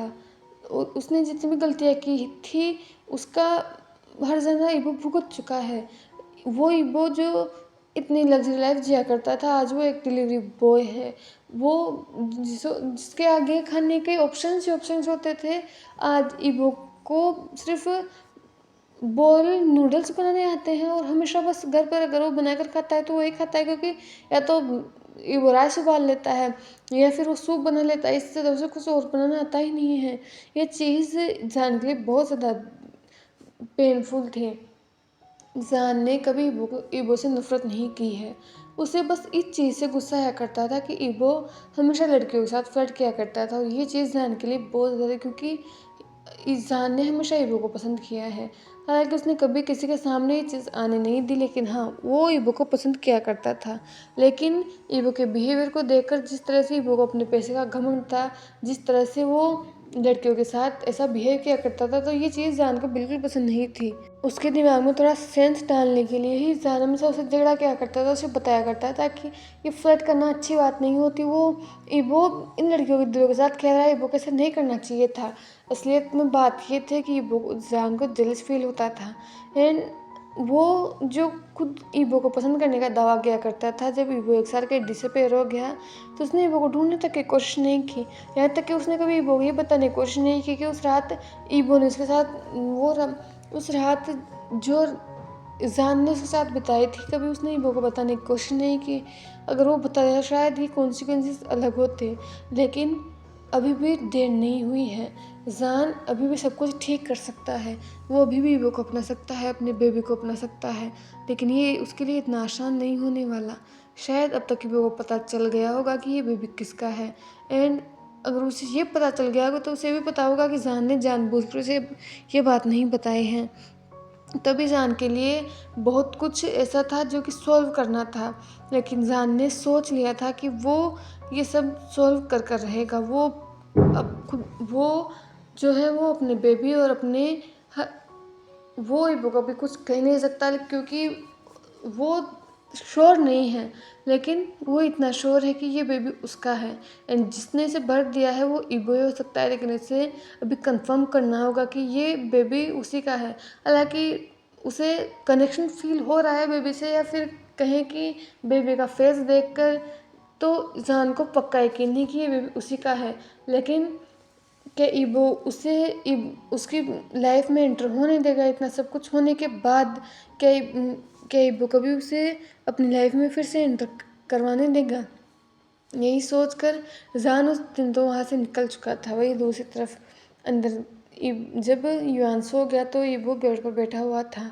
उसने युआन की तरफ देखते हुए कहा, जान, मैं मानता हूँ कि हम कॉलेज में दुश्मन हुआ करते थे, लेकिन मैंने तुमसे कभी इस चीज़ की उम्मीद नहीं की थी कि तुम मेरे साथ ये करोगे। उस रात तुमने मेरे साथ नाइट स्पेंड की थी। हाँ, मैं ड्रंक था, शायद तुम भी ड्रंक हुए होंगे, लेकिन तुम मेरे पहले उठकर गए थे। इसका मतलब तुम्हें पता था कि तुमने किसके साथ नाइट स्पेंड की है, लेकिन फिर भी तुमने मुझे नहीं बताया। तुमने मुझे कभी इस बात की भनक तक नहीं पड़ने दी कि मैंने अपनी नाइट किसके साथ स्पेंड की है। और तुम हाँ, माना तुम्हें ये बात पता नहीं होगी कि मैं प्रेग्नेंट हो सकता हूँ या नहीं, लेकिन तुमने एक बार मुझे बताना तक ज़रूरी नहीं समझा कि कि वो रात हम दोनों के बीच में वो सब हुआ था। तुमने मुझे इस बात बताना तक ज़रूरी नहीं समझा। मुझे लगा था कि तुम एक नोबल मैन हो जो अपनी वैल्यूज़ के पक्के हो। तुम तो खुद को ऐसे दिखाया करते थे कि तुमसे ज़्यादा रूल्स का पालन करने वाला इंसान उस पूरे कॉलेज में कोई नहीं है। लेकिन तुम खुद भी एक नॉर्मल इंसान निकले जिसने किसी के साथ नाइट स्पेंड की, और जब सुबह उठे तो इस डर से कि दुनिया क्या कहेगी कि मास्टर शाह ने किसी लड़के के साथ अपनी नाइट स्पेंड की है, यही सोचकर तुमने ये बात किसी के सामने आने ही नहीं दी, यहाँ तक कि मेरे सामने तक नहीं आने दी। मैंने तुमसे कभी ये उम्मीद नहीं की थी। माना कि मैंने किसी भी लड़के के साथ सही नहीं किया है, लेकिन इसमें इस बेबी की गलती। मैंने कभी किसी को फिज़िकली हर्ट नहीं किया है। मैंने कभी किसी के साथ फिज़िकल रिलेशनशिप नहीं बनाया और फिर उन्हें नहीं छोड़ा है। मैं बस उनके साथ डेट किया करता था। हाँ, मैंने उनका दिल तोड़ा है और उसकी सज़ा मैं भुगत रहा हूँ, लेकिन मैंने कभी भी किसी के साथ फिज़िकल रिलेशनशिप बनाया ही नहीं है। और उसके बाद मैंने उन्हें नहीं छोड़ा है, उन्हें यूज़ करके नहीं छोड़ा है। लेकिन तुमने मुझे बस यूज़ किया है। मैंने कभी सोचा भी नहीं था कि तुम मेरे साथ ऐसा करोगे। और अब तुम एंगेजमेंट कर रहे हो, वो भी किसी लड़की से। वैसे तुम बताओगे कैसे कि तुमने अपनी रात किसी लड़के के साथ स्पेंड की है? मैंने कभी ये सब नहीं सोचा था कि तुम ये करोगे। लेकिन अब अगर मैं तुम्हें बताऊं कि तुम्हारा एक बेटा है और तुमने मेरे साथ नाइट स्पेंड की है, तो तुम क्या ही कर लोगे? तुम्हारी एंगेजमेंट हो चुकी है और तुम्हारे पेरेंट्स कभी इस चीज़ को अलो नहीं करेंगे। और मैं नहीं चाहता कि मेरा बेटा दर दर की ठोकरें खाए। मैं इतना कैपेबल बनूंगा कि मैं अपने बेटे को खुद पाल सकूंगा। वैसे भी मेरी स्टडी कंप्लीट हो चुकी है। कुछ ही दिनों में मैं कंपनीज में अपना जॉब इंटरव्यू देना शुरू कर दूंगा। और इतनी सेविंग्स मेरे पास अब है कि मैं एक अच्छा घर ले सकूं, और जब तक मैं जॉब इंटरव्यू के लिए जाऊंगा तब तक मैं खा सकूं और अपने बेटे को फीड करवा सकूं। तो अब मुझे किसी की ज़रूरत नहीं है, क्योंकि जब मुझे किसी की ज़रूरत होनी चाहिए थी तब कोई मेरे पास नहीं था। मैं तुमसे क्या कंप्लेंट कर रहा हूँ? कभी मेरे डैड मेरा हाल चाल तक पूछने नहीं आए कि मैं ज़िंदा हूँ या मर गया। मेरी माँ तो मुझे बचपन में ही छोड़कर चली गई थी। उन्हें तो इस चीज़ तक की परवाह नहीं थी कि उनका वो छोटा सा बच्चे के दिमाग पर क्या असर पड़ेगा जब उसे दुनिया से ताने सुनने को मिलेंगे कि ये एक बिना माँ का बच्चा है, इसी वजह से बिगड़ा हुआ है। मेरे डैड ने हमेशा मुझे एक्सपेंसिव चीज़ें दी हैं, लेकिन मैंने कभी वो एक्सपेंसिव चीज़ें नहीं चाहिए थी। मुझे अपने फादर का टाइम चाहिए था। दूसरे बच्चों की तरह मैं भी चाहता था कि मेरे फादर मुझे पार्क लेकर जाएँ, मेरे फादर मेरे साथ मेरा बर्थडे सेलिब्रेट करें, लेकिन मैं बस इंतज़ार करता रह जाता था और मेरे फादर कभी मेरा बर्थडे मनाने नहीं आए। और तब से मैंने अपना बर्थडे मनाना तक बंद कर दिया।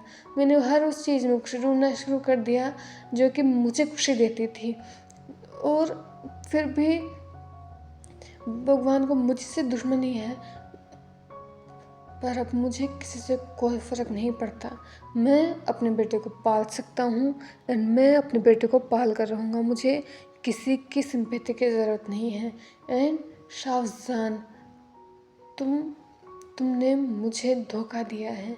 तुमने एक ऐसी बात मुझसे छुपाई है जो तुम्हें नहीं छुपानी चाहिए थी। पर मैं कर भी तो कह सकता हूँ, मैं कुछ नहीं कर सकता, क्योंकि अब मैं वो मास्टर वांग नहीं रहा जिसके पास सब कुछ है। अब मेरे पास कुछ भी नहीं है। लेकिन मुझे अब तुम्हारी ज़रूरत भी नहीं है। मुझे कभी किसी की ज़रूरत नहीं थी। मैंने बचपन से अकेला जीना सीखा है, तो मैं अकेला जीऊँगा और अपने बेटे को भी इतना कैपेबल बनाऊँगा कि वो भी अपनी लाइफ में अकेला जी सके, उसे किसी की ज़रूरत ना हो। अगली सुबह ईवो जल्दी उठा। उसने अपना जितना भी मॉर्निंग रूटीन था वो कंप्लीट किया। उसके बाद वो युआन को लेकर किंडरगार्टन में चला गया। आज वो क्लास में नहीं गया, बल्कि वो प्रिंसिपल ऑफिस में गया। प्रिंसिपल ऑफिस में जाने के बाद उसने प्रिंसिपल के सामने अपना रिज़ाइन रखा। ये देखकर प्रिंसिपल एक पल के लिए शुक हो गया। उसने ईवो की तरफ देखते हुए कहा, क्या हुआ मिस्टर वांग? क्या क्या प्रॉब्लम हुई है क्या कुछ आपके साथ? आप रिज़ाइन क्यों कर रहे हैं? आप यहाँ बहुत अच्छा पढ़ाते हैं और आपको जितने भी बच्चे हैं वो आपको पसंद भी करते हैं, तो आप रिज़ाइन क्यों कर रहे हैं? क्या कोई गलती हुई है? यह सुनकर ईबो ने हल्की सी मुस्कुराहट के साथ कहा, सर, मैं अब यहाँ नहीं पढ़ा सकता क्योंकि मैं सिटी जा रहा हूँ।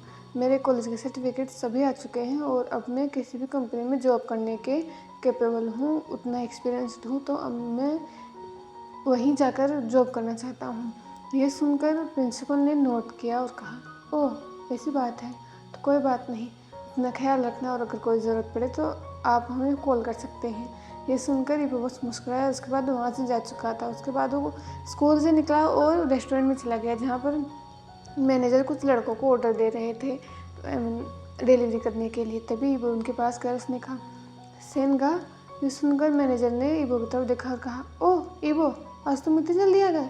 इस पर ईबो ने नोट करते हुए कहा, हाँ, मैं बस ये बताने आया था कि आज के बाद मैं यहाँ पर काम करने नहीं आ पाऊँगा। ये सुनकर मैनेजर थोड़ा शॉक हो गया। उसने कहा, ईबो क्या हुआ है? क्या तुम ठीक हो? क्या तुम्हारी तबीयत ठीक है? कुछ हुआ है तुम्हारे साथ? ये सुनकर ईबो ने नाम में पैसे लाते हुए कहा, नहीं गा, मैं ठीक हूँ। एक्चुअली मेरे कॉलेज जितने भी सर्टिफिकेट थे जो मुझे चाहिए थे जॉब के लिए वो मिल चुके हैं, तो अब मैं सिटी जा रहा हूँ और वहीं पर ही कोई जॉब ढूंढूंगा। ये सुनकर उस मैनेजर ने नोट तो किया, लेकिन फिर कहा, पर ईबो, इतनी बड़ी सिटी में तुम युआन के साथ अकेले कैसे रहोगे? और वहाँ जाकर रहोगे कहाँ? तुम वहाँ पर, मैं जानता हूँ कि तुम सिटी से आए हो, लेकिन इसका मतलब ये तो नहीं है ना कि तुम अचानक जाओगे और कोई भी कमरा रेंट पर ले लोगे। ऐसा नहीं हो सकता, तुम्हें पहले प्रिपरेशन करके जानी होगी। ये सुनकर ईबो ने सेनगा की तरफ देखा और कहा, सेनगा, मेरा एक फ्रेंड है जो ऑलरेडी प्रिपरेशन कर चुका है। उसने मेरे लिए अपार्टमेंट ढूंढ लिया है, इसीलिए मैं कल सुबह की ट्रेन से ही निकल जाऊंगा और वो मुझे स्टेशन पर पिक करने पे आएगा, तो आप चिंता मत कीजिए।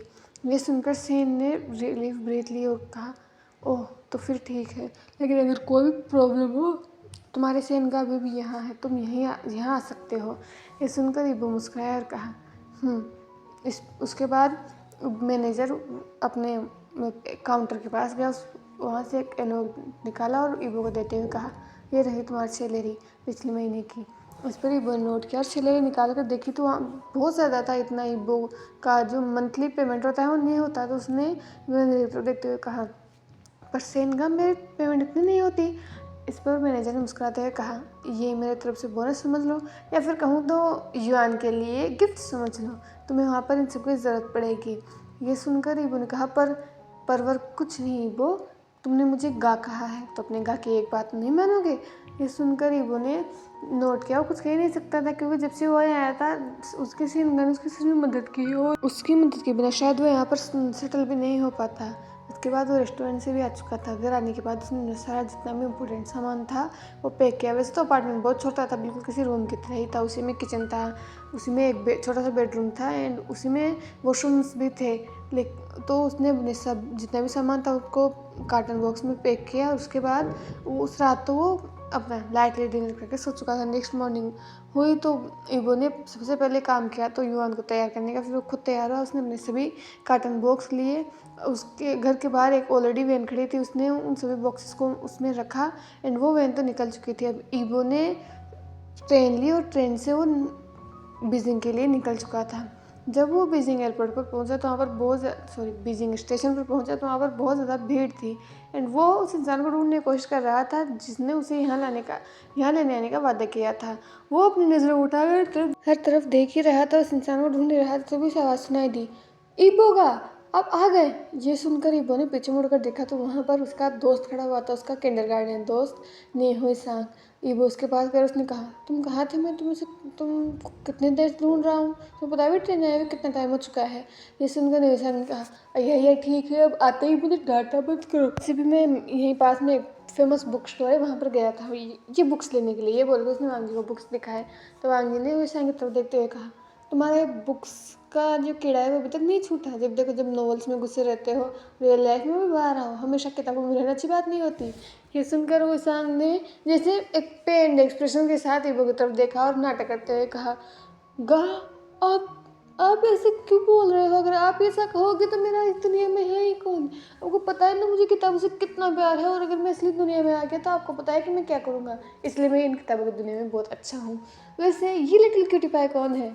ये बोलकर उसने युआन को अपनी गोद में ले लिया और युआन भी उसान के साथ खेल रहा था क्योंकि उसान का नज़र चेयरफुल था।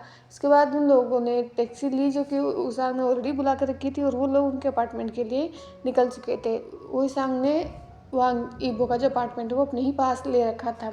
जो वहाँ पर पहुँचे तो वो जो वैन थी वो ऑलरेडी वहाँ पर थी एंड उसके बाद ईबो ने जितना भी अपना सामान था उसको अपार्टमेंट में शिफ्ट किया। ये अपार्टमेंट थोड़ा बड़ा था और ये अपार्टमेंट जो है वो थोड़ा लग्जरी भी था।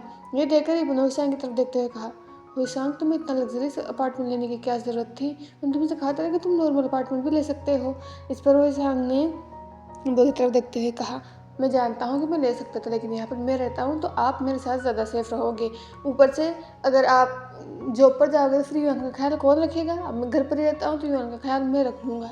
और आप कल जॉब इंटरव्यू के लिए जाओगे तो अभी ज़्यादा बातें मत करो, आप थक गए होंगे, मैं आज डिनर ऑर्डर कर लेता हूँ तो आप सो जाना, वैसे भी आपको कल जल्दी ही जाना है। ये सुनकर ईबो ने नोट किया और वो इंसान को बहुत ही थैंकफुल नज़रों के साथ देख रहा था कि वो इंसान की वजह से यहाँ पर कितना आसान हो चुका है। वो इंसान ने कहा और मैंने आपके लिए कंपनी में ऑलरेडी बात कर ली है तो आप जाकर वहाँ पर इंटरव्यू दे देना। ये सुनकर ईबो ने कहा हुसैन तुमने मेरे लिए कितना कुछ कर दिया है, मुझे तो ऐसा लग रहा है कि सब तुम ही ने कर दिया है, मुझे तो कुछ करने की ज़रूरत ही नहीं पड़ी।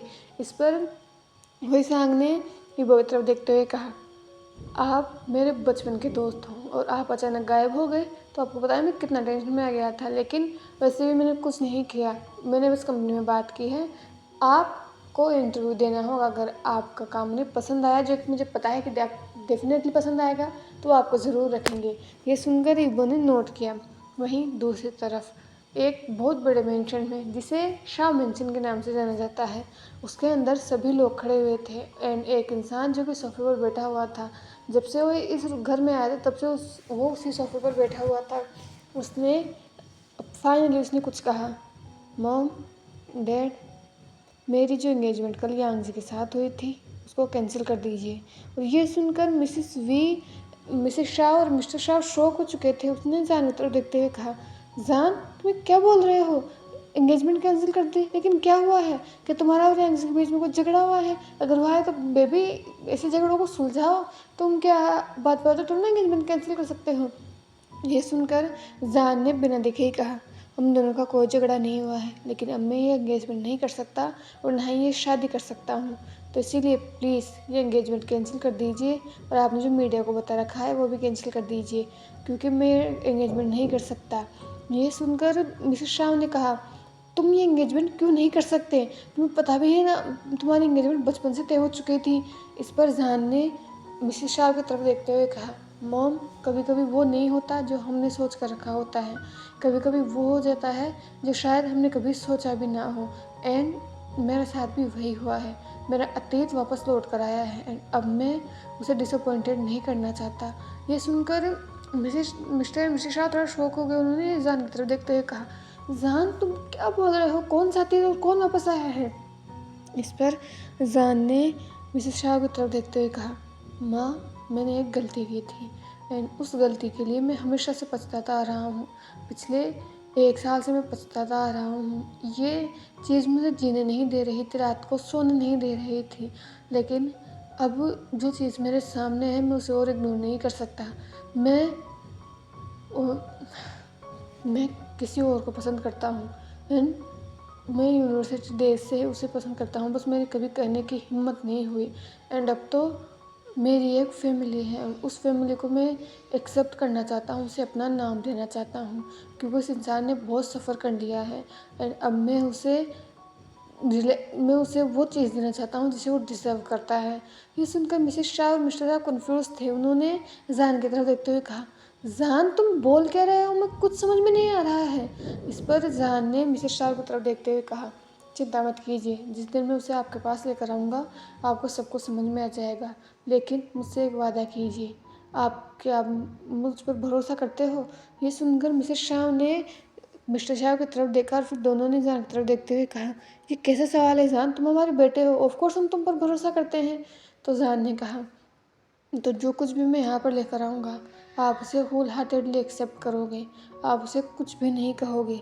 यह सुनकर मिस्टर शाह कन्फ्यूज थे, पर मिस्टर शाह ने जान की सीरियसनेस को देखते हुए कहा, जान, तुम सच में ये चाहते हो कि हम तुम्हारे एंगेजमेंट यांग जी के साथ कैंसिल कर दें और तुम किसी और को यहाँ पर लाना चाहते हो? ये सुनकर जान ने अपने डैड की तरफ देखा और कहा, हाँ बा, मैं लाना चाहता हूँ और अब की बार मैं कंफर्म हूँ, डिटर्मिनेटेड हूँ। अब की बार कुछ गलत नहीं होने दूंगा मैं। ये सुनकर मिस्टर शाह ने मिसेस शाह की तरफ देखा, जैसे उन्हें आंखों आंखों में समझाने की कोशिश कर रहे हो। उसके बाद जान खड़ा होकर अपने रूम में जा चुका था। जान जब अपने रूम में गया तो उसने अपने कबर्ड से एक शर्ट निकाली जो कि वाइट कलर की शर्ट थी एंड उसे देखकर जान ने उस शर्ट की तरफ देखते हुए कहा, ईबो, मैं जानता हूँ मैंने पास्ट में गलती की है, लेकिन उस गलती को मैं जानते बूझते वापस दोहराऊंगा नहीं। तुम बस चिंता मत करो, मैं तुम्हें लेने आ रहा हूँ। ये बोलते हुए उसके फेस पर एक स्माइल थी और उसने फिर उस शर्ट की तरफ देखते हुए कहा, इन बेबी, तुम्हारे बातों में लेने आ रहे हैं, बस थोड़ा सा और वेट करो। ये सुनकर ये बोलते हुए बस मुस्कुराया। तो वहीं दूसरी तरफ जब नेक्स्ट मॉर्निंग हुई तो इबो ने हुईसांग और अपने लिए ब्रेकफास्ट बनाया। उसने युवान को तैयार कर दिया था और उसे हुईसांग को दिया, उसे बताया कि कब कब युवान को फीड करवाना है। वैसे तो युवान एक अच्छा बच्चा है, वो रोता नहीं है, लेकिन फिर भी अगर रोए तो वो वांग जी को कॉल कर सकता है। वैसे भी वांग जी को आज तो इंटरव्यू देने ही जा रहा है, तो 4-5 घंटे का काम है, वो कर वापस आ जाएगा। तो अगर युवान ज़्यादा ही रोने लगे तो उसे कॉल कर सकता है। एंड कब कब उसे दूध पिलाना है ये भी उसने हुईसांग को स्ट्रिक्टली बताया था और ये बताया था कि युवान के सामने कोई पागलपंती करने की ज़रूरत नहीं है, क्योंकि वो ईशान को बहुत अच्छी तरह से जानता है। एंड हाँ, युवान को अपनी वो बोरिंग स्टोरी सुनाने की ज़रूरत नहीं है। मैं मेरे बेटे को अभी से ही मोंक नहीं मिलना चाहता। ये सुनकर वो ईशान ने ईबो की तरफ देखते हुए कहा, ईबो का आप इतने क्रूल कैसे हो सकते हो? आपको कैसे पता कि मैं मोंक वाली स्टोरीज पढ़ता हूँ? आपको भी पता नहीं है कि मैं कैसे कैसे स्टोरीज पढ़ता हूँ। आपको समझ में आया? आपको? ये सुनकर वांग ईबो ने कहा, ठीक है, मुझे पता है तुम कैसे स्टोरीज पढ़ते हो, अब मुझे डिटेल्स देने की ज़रूरत नहीं है। ठीक है, मैं लेटर जाऊँगा, मैं जा रहा हूँ। ये सुनकर वो सांग ने मुस्कुराते हुए कहा, ठीक है, और ठीक से आना, अगर कोई प्रॉब्लम हो तो मुझे ज़रूर कॉल कर देना, मैं आपको लेने जाऊँगा। इस पर ईबो ने बस नोट किया, फिर वो वहाँ से निकल चुका था। अपने अपार्टमेंट से निकलने के बाद उसने वो एड्रेस पे पहुंचा जो वो सांग ने उसे दिया था, वांग एंटरप्राइजेज। जब उसने ये देखा तो वो अंदर गया। रिसेप्शनिस्ट पर जब उसने पूछा तो उसे पता चला कि इंटरव्यू 13 फ्लोर पर चल रहा है। तो 13 फ्लोर पर पहुंचा और जब वो वहाँ पर गया तो उसने देखा कि बहुत सारे लोग इंटरव्यू देने आए थे। उसके बाद उसका धीरे धीरे उसका भी नंबर आया और नंबर आने के बाद उसने अपना इंटरव्यू दिया फुल कॉन्फिडेंस के साथ। इंटरव्यू देने के बाद जब वो बाहर आया तो वो एक इंसान से टकराया एंड उस इंसान से टकराने के साथ ही इब्बोतरा उसने वो करते हुए कहा, आई एम सॉरी, मेरी गलती को मुझे देखकर चलना चाहिए था। लेकिन तभी उस इंसान ने इब्बोतरा देखते हुए कहा, तुम वांगी बहन हो ना, राइट? ये सुनकर ईबो ने उस इंसान की तरफ देखा। उस इंसान के फेस पे एक चार्मिंग सी स्माइल थी। ईबो ने अपना सिर हिलाते हुए कहा, हाँ, लेकिन आप मुझे कैसे जानते हो? इस पर उस इंसान ने मुस्कुराते हुए कहा, हाय, मेरा नाम वांग हाओशुआन है और मैं इस कंपनी का CEO हूँ। ये सुनकर ईबो की आंखें बड़ी हो गई और उसने अपने कांपते हाथों से वांग हाओशुआन के हाथ को पकड़ा और कहा, हाय सर। इस पर हाओशुआन ने कहा, तो तुमने इंटरव्यू दे दिया? इस पर ईबो ने नोट किया। तो हाओशुआन ने कहा, तो तुम्हें आज शाम तक रिजल्ट पता चल जाएगा, ओके? इस पर ईबो ने नोट किया और उसके बाद उसने लास्ट टाइम हाओशुआन को वो किया और वहाँ से जा चुका था। जब वो कंपनी से बाहर निकला तो उसे टेंशन थी कि पता नहीं उसका सिलेक्शन हो गया नहीं। अभी उसे निकलना तक या तो टैक्सी लेने वाला था या फिर बस से जाने वाला था। तो बस से तो अभी उसे रूट पता नहीं है कि कौन सी बस कहाँ थी, तो टैक्सी लेगा क्योंकि उसे बिल्डिंग का नाम पता है और वो रूट पता है जहाँ भी उसे जाना है। वो बाहर निकल कर टैक्सी ढूंढ ही रहा था, लेकिन तभी उसे रोड की दूसरी तरफ एक चेहरा दिखाई दिया जिसे शायद वो देखना नहीं चाहता था। वो चेहरा जैसे ही दिखाई दिया एक पल के लिए तो वो रुक गया, लेकिन अगले ही पल फिर उसने उस चेहरे को इग्नोर किया और वो टैक्सी ढूंढने लगा। और सामने वाले पर्सन ने जब ये देखा तो उसने साय किया। वो रोड को क्रॉस करता हुआ ईबो के पास आया और अब वो ईबो के सामने खड़ा हुआ था। उसने ईबो की तरफ देखते हुए कहा, ईबो, मुझे तुमसे बात करनी है। पर ईबो ने उसकी बात पर ध्यान भी नहीं दिया। उस इंसान ने दोबारा कहा, ईबो, मैं तुमसे कुछ पूछ रहा हूँ, मुझे तुमसे बात करनी है। पर ईबो ने उसकी तरफ देखते हुए कहा, पर मुझे तुमसे कोई बात नहीं करनी। इस पर जान ने ईबो की तरफ देखते हुए कहा, ईबो, प्लीज़ एक बार मेरी बात तो सुनो। ये सुनकर ईबो ने कहा, तुम क्या बात सुनूं मैं तुम्हारी? हाँ, क्या बात सुनूं? वैसे भी तुम तो मुझे वो लड़का मानते हो ना जो प्ले बॉय है, जो ब्रेड है, जो कुछ भी कर सकता है, वो बिल्कुल अच्छा नहीं है। तो तुम्हें मेरा पीछा करने की कोई ज़रूरत नहीं है और इस ब्रेड लड़के के पास आने की भी कोई ज़रूरत नहीं है। ये वही सब थोड़ा ऊँची आवाज़ में बोल रहा था जिससे अटेंशन अट्रैक्ट हो रही थी। और ये देख कर ही जान ने ईबो के हाथ को पकड़ते हुए कहा, ईबो, प्लीज़ मेरे साथ कार में चलो, हम वही बात करेंगे, यहाँ पर लोग देख रहे हैं। ये सुनकर ईबो ने कहा, तो देखने दो, मुझे कोई फ़र्क नहीं पड़ता, मैं तुम्हारे साथ कहीं नहीं जाने वाला। ये सुनकर जान ने ईबो की तरफ देखते हुए कहा, प्लीज़ ईबो, लास्ट टाइम मेरी बात मान लो, मुझे भी अपनी सफाई देने का मौका दो। ये सुनकर ईबो ने जान की तरफ देखा। जान की आंखों में सिंसियरिटी थी। पता नहीं क्यों पर ईबो का दिल जैसे मान गया जान के पास जाने के लिए।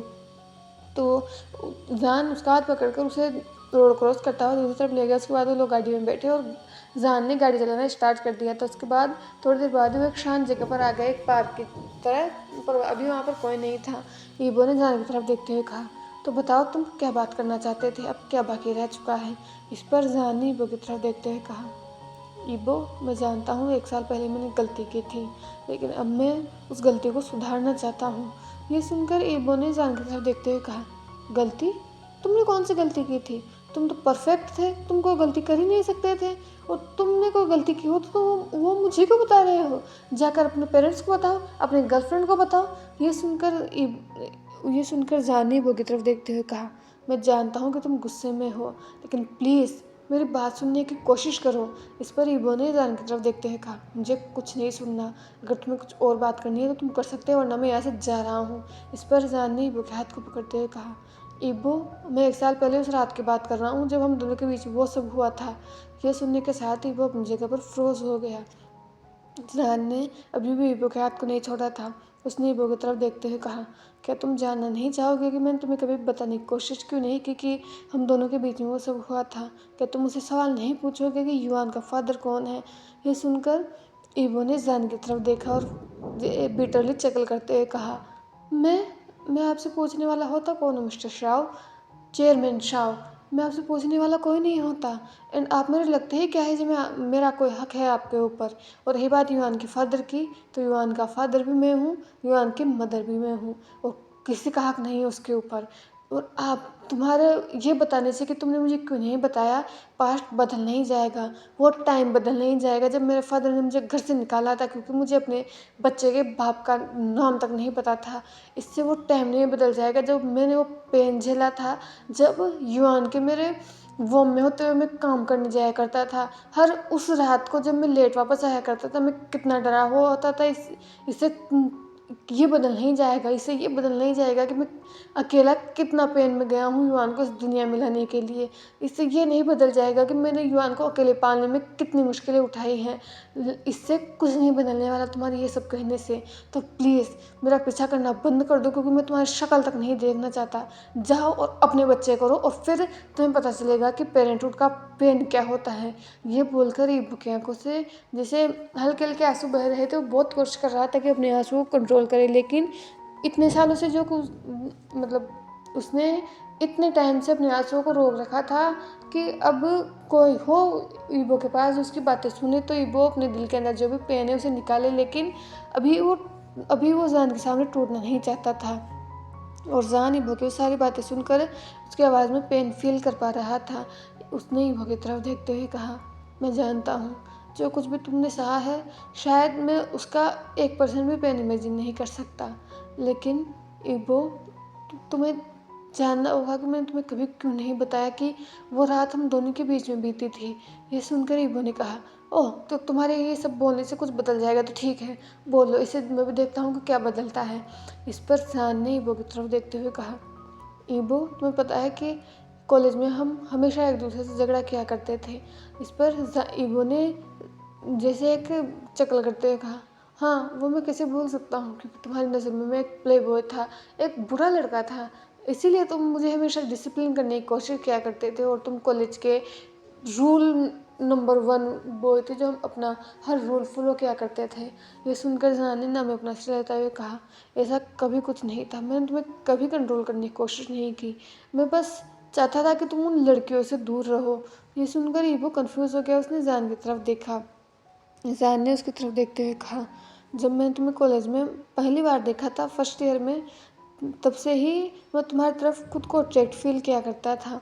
मैं इस चीज़ को मानने के लिए तैयार नहीं था कि मैं गे हूँ, लेकिन फिर भी मेरा दिल हमेशा तुम्हें देखना चाहता था और तुम्हारी तरफ अट्रैक्ट हुआ करता था। पहले मुझे लगा था कि ये सिर्फ अट्रैक्शन है जो टीनेज ईयर में होता है, लेकिन तुम्हारे पहले मुझे किसी लड़के की तरफ अट्रैक्शन नहीं हुआ। उसके बाद जब तुम रोज़ नई गर्लफ्रेंड बनाया करते थे तो मुझे बहुत जेलस फील हुआ करता था। मुझे ऐसा फील हुआ करता था कि मैं तुम्हारा हाथ पकड़ूँ और तुम्हें बस खींच कर एक्स्ट्रा रूम में लेकर जाऊँ और तुम्हें पनिशमेंट दूँ, तुम्हें बताऊँ कि तुम ये क्या कर रहे हो, तुम जो भी कर रहे हो ठीक नहीं है। लेकिन कभी मेरी हिम्मत नहीं हुई, और जैसे साल बीत रहे थे मुझे रियलाइज़ हो रहा था कि तुमको लेकर मेरा कोई अट्रैक्शन नहीं है, मैं तुम्हें पसंद करता हूँ। उस रात हम दोनों के बीच में जो भी हुआ मुझे खुद पता नहीं था, लेकिन जब नेक्स्ट मॉर्निंग मेरी आँख खुली और मैंने तुम्हें देखा तो मुझे शौक लगा था, लेकिन मैं खुश था। लेकिन मैं ये बात भी जानता था कि जब तुम्हें ये बात पता चलेगी तो तुम हर्ट होगे, तुम शायद सारा ब्लेम मुझ पर डाल दोगे और ये कहोगे कि ये सब मैंने प्लान किया है, क्योंकि हम दोनों की दुश्मनी थी और तुम्हें यही लगेगा कि मैंने तुम्हारे प्राइड को नीचे लाने के लिए सब किया है, और मैं नहीं चाहता था, इसलिए उस दिन में बस निकल गया। उस दिन के बाद में मैं तुम्हें बताना चाहता था हम दोनों के बीच में जो भी हुआ, लेकिन उसके बाद मैं तुम्हें अकेले में बताना चाहता था, लेकिन तुम उसके बाद कॉलेज आना तुमने बहुत कम कर दिया था। 1 महीने तक तो तुम किससे बात तक नहीं किया करते थे, और जब 1 महीने बाद तुमने कॉलेज आना बिल्कुल बंद कर दिया था और फिर तुम सिर्फ एग्ज़ाम्स देने आए थे। मैं तुमसे बात करना चाहता था, लेकिन लास्ट एग्ज़ाम के बाद तुम बस गायब हो गए। उसके बाद मैंने तुम्हें कितना ढूंढने की कोशिश की, लेकिन तुम मुझे कहीं नहीं मिले। मुझे लगा कि शायद तुम्हें भी पता होगा, तुम्हें उस रात की कुछ ना कुछ मेमोरीज याद होगी। मुझे नहीं पता था कि तुम प्रेग्नेंट हो सकते हो। मुझे ये आइडिया बिल्कुल नहीं था कि तुम मेल होकर प्रेग्नेंट हो सकते हो। अगर मुझे ये आइडिया भी होता तो मैं तुम्हारा साथ कभी नहीं छोड़ता। ये सुनकर ईबो ने जान की तरफ देखा। जान की आंखों में सिंसियरिटी तो थी, लेकिन उससे ईबो ने जो पेन झेला है वो कम तो नहीं हो जाएगा। इसलिए उसने जान की तरफ देखते हुए कहा, अगर मैं मान लूँ कि तुम ये सब जो भी कह रहे हो सच है, लेकिन फिर भी उससे जो पेन मैंने झेला है क्या वो कम हो जाएगा? और वैसे भी तुम मेरे लिए यहाँ पर नहीं आए हो, तुम अपने बेटे के लिए यहाँ पर आए हो, क्योंकि तुमने उसे देखा था और अब तुम्हें अपना हायर चाहिए। लेकिन एक बात याद रखना, मैं अपने बेटे को तुम्हें कभी नहीं दूंगा, वो सिर्फ मेरा है और मैं तुम्हारी इस गंदी पॉलिटिक्स में अपने बेटे को नहीं पढ़ने दूंगा। ये सुनकर जहान ने वो की तरफ देखते हुए कहा, हाँ मैं युवान के लिए आया हूँ, लेकिन उससे ज़्यादा मैं तुम्हारे लिए आया हूँ। मैं तुमसे प्यार करता हूँ ईबो, मेरी बात को समझने की कोशिश करो। ये सुनकर ईबो ने अपने हाथों को जान की ग्रिप से चुराते हुए कहा, तो तुम मुझसे प्यार करते हो, इसीलिए तुम अपनी गर्लफ्रेंड से एंगेजमेंट कर रहे थे। कल तो तुम्हारी एंगेजमेंट पार्टी थी और आज तुम मुझसे ये बोल रहे हो कि तुम मुझसे प्यार करते हो। मिस्टर शाह, तुम तो मुझसे भी ज़्यादा बड़े प्ले बॉय निकले। मैं लड़कियाँ बदलता था, लेकिन मैंने कभी कभी एक को रखते हुए दूसरे के साथ ये सब नहीं किया। तुम्हारा तो कल एंगेजमेंट हुई और आज तुम मुझे प्रपोज कर रहे हो। तुम्हें शर्म नहीं आ रही है? ये सुनकर जहान ने ईबो की तरफ देखते हुए कहा, मैंने एंगेजमेंट तोड़ दी है। इस पर ईबो शॉक हो गया। उसने जहान की तरफ देखा। ईबो ने कहा, तुम झूठ बोल रहे हो, ऐसा हो ही नहीं सकता। इस पर जहान ने अपने फ़ोन को निकाला और उसने न्यूज़ चलाए, और न्यूज़ चलाकर उसने ईबो की तरफ दिखाया। तो उसमें साफ साफ दिखाया जा रहा था कि मिस्टर शाहजहान ने मिस्टर जिन की बेटी यांगजी से अपनी जो एंगेजमेंट एक दिन पहले ही हुई थी उसको तोड़ दिया है, उसको कैंसिल कर दिया है, और अब उन दोनों की शादी भी नहीं होने वाली है। ये सुनकर ईबो शॉक था। उसने जहान की तरफ देखा। नहीं, जहान ने ईबो की तरफ देखते हुए कहा, वो बस ये एंगेजमेंट फोर्स थी। मैं कभी यांगजी से शादी नहीं करना चाहता था, लेकिन मेरे पेरेंट्स मुझे बस फोर्स कर रहे थे, क्योंकि उन्हें लगता था कि मैं और यांगजी एक दूसरे के लिए परफेक्ट हैं। उसके पेरेंट्स और मेरे पेरेंट्स ने बचपन से ही ये चीज़ ठान ली थी कि वो हम दोनों की शादी करवाएंगे। लेकिन कल रात मैंने अपने पेरेंट्स से बात कर ली है, एंड वो तुम्हें एक्सेप्ट करने के लिए तैयार हैं। मैंने तुम्हारे अलावा किसी को उस नज़र से नहीं देखा है ईबो। मैंने तुम्हारा इंतज़ार किया था, मैंने तुम्हें ढूंढने की कोशिश की थी, लेकिन तुम मुझे कहीं मिले ही नहीं। वो तो कल यांगजी, जो कि इस शहर से बहुत दूर रहती है, एंड वो पार्टी उस अपार्टमेंट हुई, तब मुझे पता चला कि तुम टाउन में रहते हो, तुम यहाँ शहर में रहते नहीं हो, तो तुम मुझे शहर में मिलोगे कहाँ। मैं तुम्हारे फादर से मिला और उससे बात की, लेकिन तुम्हारे फादर को भी तुम्हारे बारे में कोई पता नहीं है। उन्होंने भी तुम्हें ढूंढने की बहुत कोशिश की, लेकिन उन्हें भी तुम्हारे बारे में कुछ पता नहीं था। मुझे लगा था कि वो सिर्फ झूठ बोल रहे हैं कि उन्हें पता नहीं होगा। आखिर वो एक फादर है, उन्हें पता होना चाहिए कि तुम कहाँ थे। लेकिन जब उनसे मुझे कोई जवाब नहीं मिला तो मैंने ढूंढना शुरू रखा। मैंने तुम्हें कभी भी ढूंढना बंद नहीं किया था। यह सुनकर ईबो ने जहान की तरफ देखा और कहा, पर मैं तुम्हें अपनी लाइफ में एक्सेप्ट नहीं कर सकता जहान। सिर्फ युवान की वजह से तो नहीं, क्योंकि मेरे दिल में तुम्हारे लिए वो फीलिंग्स नहीं है। हम दोनों ने नाइट स्पेंड की है। अगर मैं प्रेग्नेंट नहीं हो सकता था तो वो नाइट स्टैंड भी हो सकता था। और तुम फिर मुझसे कभी नहीं कहते कि तुम मुझसे प्यार करते हो, कभी नहीं कहते। मैं तुम्हें बहुत अच्छी तरह से जानता हूँ। और अब जब युवान आ गया है तो तुम मुझसे पूछ रहे हो, लेकिन मेरे दिल में तुम्हारे लिए वैसी कोई फीलिंग्स नहीं है। इसमें मैं कुछ नहीं कर सकता। ये सुनकर ही ईशान ने ईबो की तरफ देखते हुए कहा, मैं जानता हूँ कि फीलिंग्स फोर्स नहीं की जाती, लेकिन हम दोनों साथ मिलकर इस रिश्ते को चलाने की कोशिश कर सकते हैं। मेरा प्यार हम दोनों के लिए काफ़ी होगा। और तुमने कहा ना कि तुम अकेले ही इवान को पालोगे, इसका मतलब तुम कभी किसी और से शादी नहीं कर सकते। और अगर तुम किसी और से शादी करोगे तो ईबो, मैं ये कभी नहीं होने दूंगा, क्योंकि युवान मेरा बेटा है और तुम मेरे हो। तो मैं तुम्हारी शादी किसी और से कभी नहीं होने दूंगा। ये बोलते हुए ईजान की आंखों में एक अजीब सी डार्कनेस थी, एक पॉजिटिवनेस थी। और पहली बार ईबो को जान से हल्का सा डर लगा। कॉलेज में टाइम में भी दोनों लड़ा करते थे, लेकिन तब ईबो को जान से इतना डर नहीं लगा। लेकिन अभी उसे सच में जान से थोड़ा फियर फील हो रहा था। उसको बड़ी शिवर कर रही थी। उसने जान की तरफ देखते हुए कहा, पर मैं तुम पर कैसे भरोसा कर लूँ जान? क्या पता तुम फिर से मुझे धोखा दे रहे हो तो। इस पर जान ने ईबो को हाथ पकड़ते हुए कहा, अगर तुम्हें शक है तो मैं कल हमारी एंगेजमेंट की अनाउंसमेंट कर सकता हूँ। अगर तुम चाहो तो मैं कल हमारी शादी करवा सकता हूँ और इसे न्यूज़ पर अनाउंस कर सकता हूँ। मुझे इसमें कोई शर्म नहीं आने वाली। ये बोलते हुए वो डिटर्मिनेशन के साथ ईबो की आंखों में देख रहा था। ये सुनकर ईबो को जान की बातों में सिंसियरिटी तो लग रही थी, पर ईबो ने जान की तरफ देखते हुए कहा, मुझे टाइम चाहिए। जब तक मुझे टाइम चाहिए तब तक कि मैं क्लियर आउट नहीं कर लेता कि मुझे क्या करना है। इस पर जान ने ईबो की तरफ देखा और कहा, मैं तुम्हें टाइम देने के लिए तैयार हूँ, लेकिन तब तक क्या क्या मैं युवान से मिल सकता हूँ? क्या मुझे देख सकता हूँ? मैं जब से मैंने उसे पहली बार देखा है, मैं उसे अपनी बाहों में लेना चाहता हूँ। ईबो, क्या मैं अपने बेटे को देख सकता हूँ? ये सुनकर ईबो ने जान की तरफ देखा। जान की आंखों में डेस्परेशन थी, जैसे वो सच में युवान को देखना चाहता हो। और ईबो के पास भी मना करने का कोई तरीका नहीं था। अगर जान सच में उसे अपनाना चाह रहा है, अगर जान सच में उसे पसंद करता है, और शायद एक मिसअंडरस्टैंडिंग की वजह से उस रात वो दोनों अलग हुए थे, तो क्या पता लाइफ उसे दोबारा मौका दे रही हो जो भी उसने गलत किया था उसे फिक्स करने का। तो ईबो ने बस हल्का सा नोट किया। तो जान ने ईबो की तरफ देखते हुए कहा, तुम मुझे एड्रेस बता देना, मैं तुम्हारे घर पर छोड़ दूंगा, तुम यही आसपास रहते हो राइट। ये सुनकर ईबो ने नोट किया। उसके बाद जान सबसे पहले अपने कार के पास गया, उसने ईबो के लिए डोर ओपन किया, फिर ईबो कार के अंदर गया और तब उसके बाद जान भी अपने ड्राइवर सीट पर बैठा और दोनों ही अब ईबो के अपार्टमेंट के लिए निकल चुके थे।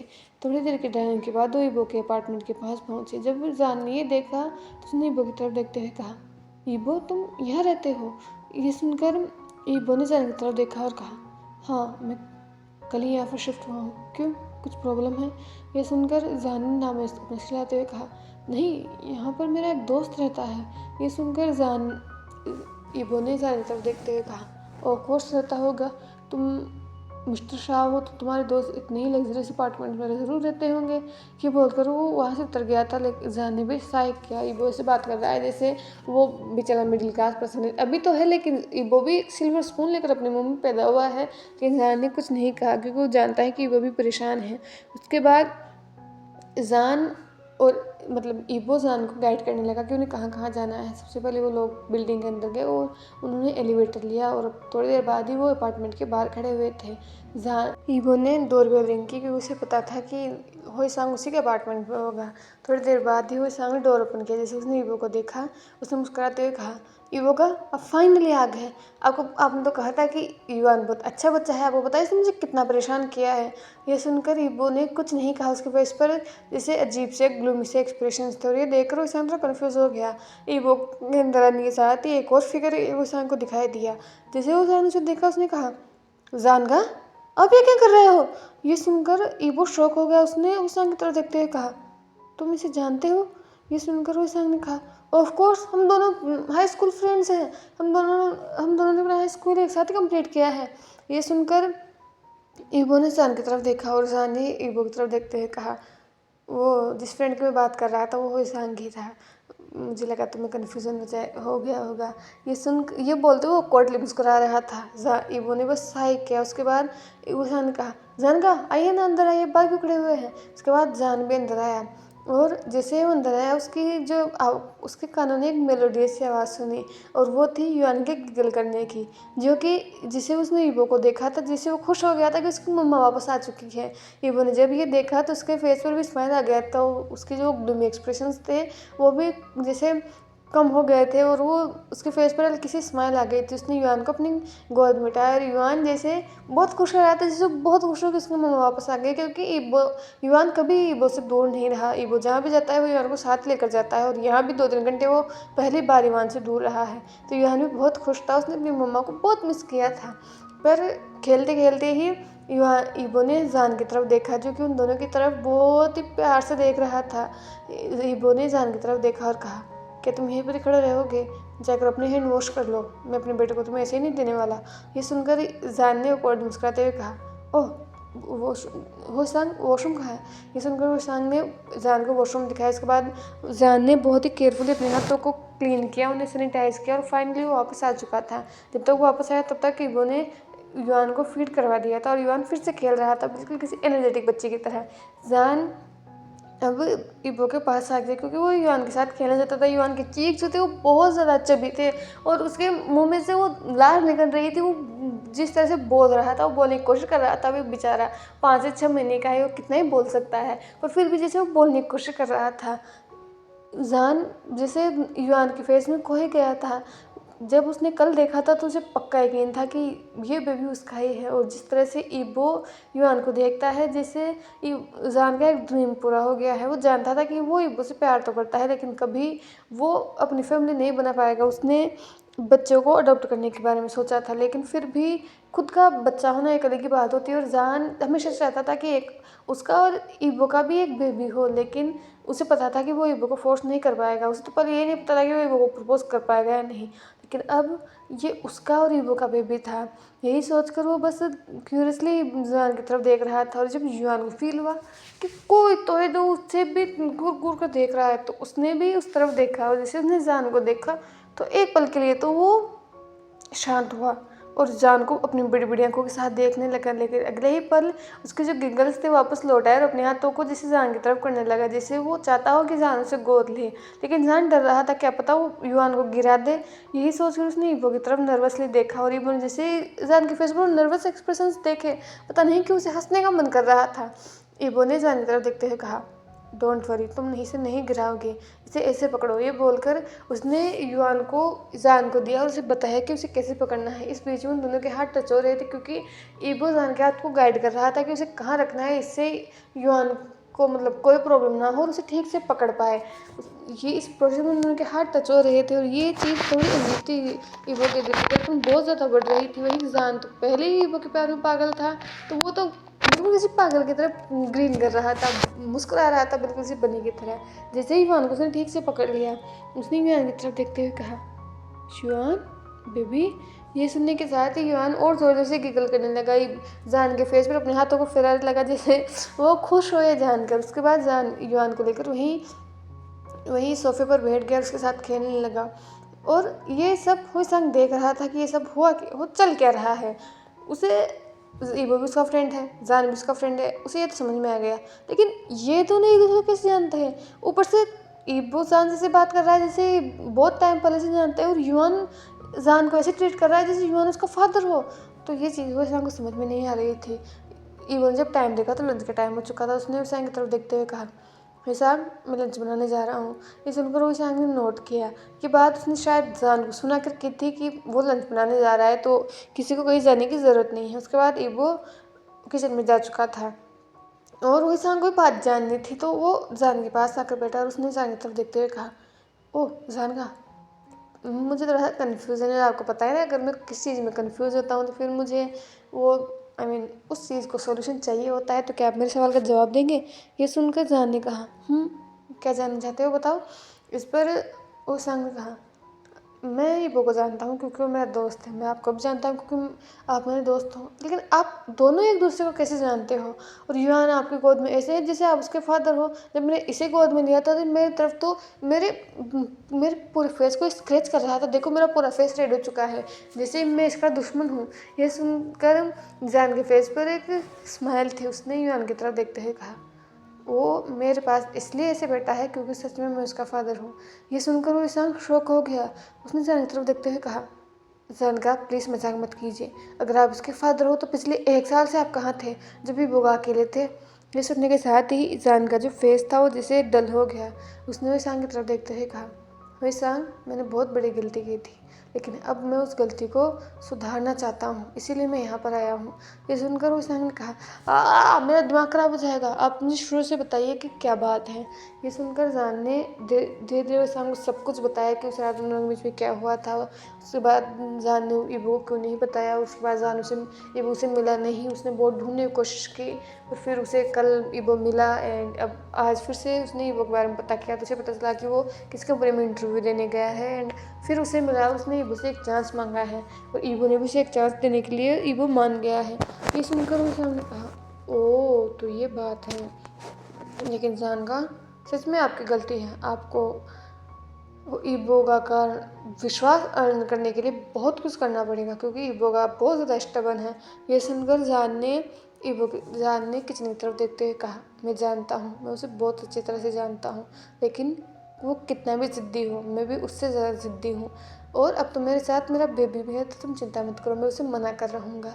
ये सुनकर वो ईशान ने जान की तरफ देखा और वो बस मुस्कुराया। उसके बाद वो फिर से अपनी नॉवेल्स पढ़ने लग गया था और जान युआन की तरफ युआन के साथ खेल रहा था। जब तक कि वो लंच तैयार हुआ तब तक युआन सो चुका था और जान उसे जेंटली पेट कर रहा था। उसे नहीं पता था कि युआन को सुलाना कहाँ है।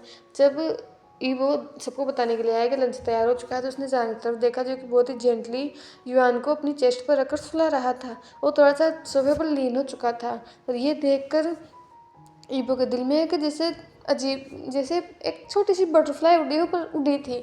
उसने वो जान के पास गया, उसने कहा, मुझे दे दो, मैं उसे रूम में सुला दूंगा। ये सुनकर जान ने ईबो की तरफ देखा और फिर नोट किया। उसके बाद ईबो ने बेबी को लिया और वो उसे रूम में सुलाने के लिए चला गया था। तब तक जान उठा, उसने अपने कोट को उतार दिया और वो किचन में चला गया, क्योंकि उसे पता था कि ईबो ने अगर लंच तैयार कर दिया है तो वो उसे सर्व तो कर ही सकता है। वो सांग तो अपने नॉवेल्स में खोया हुआ है।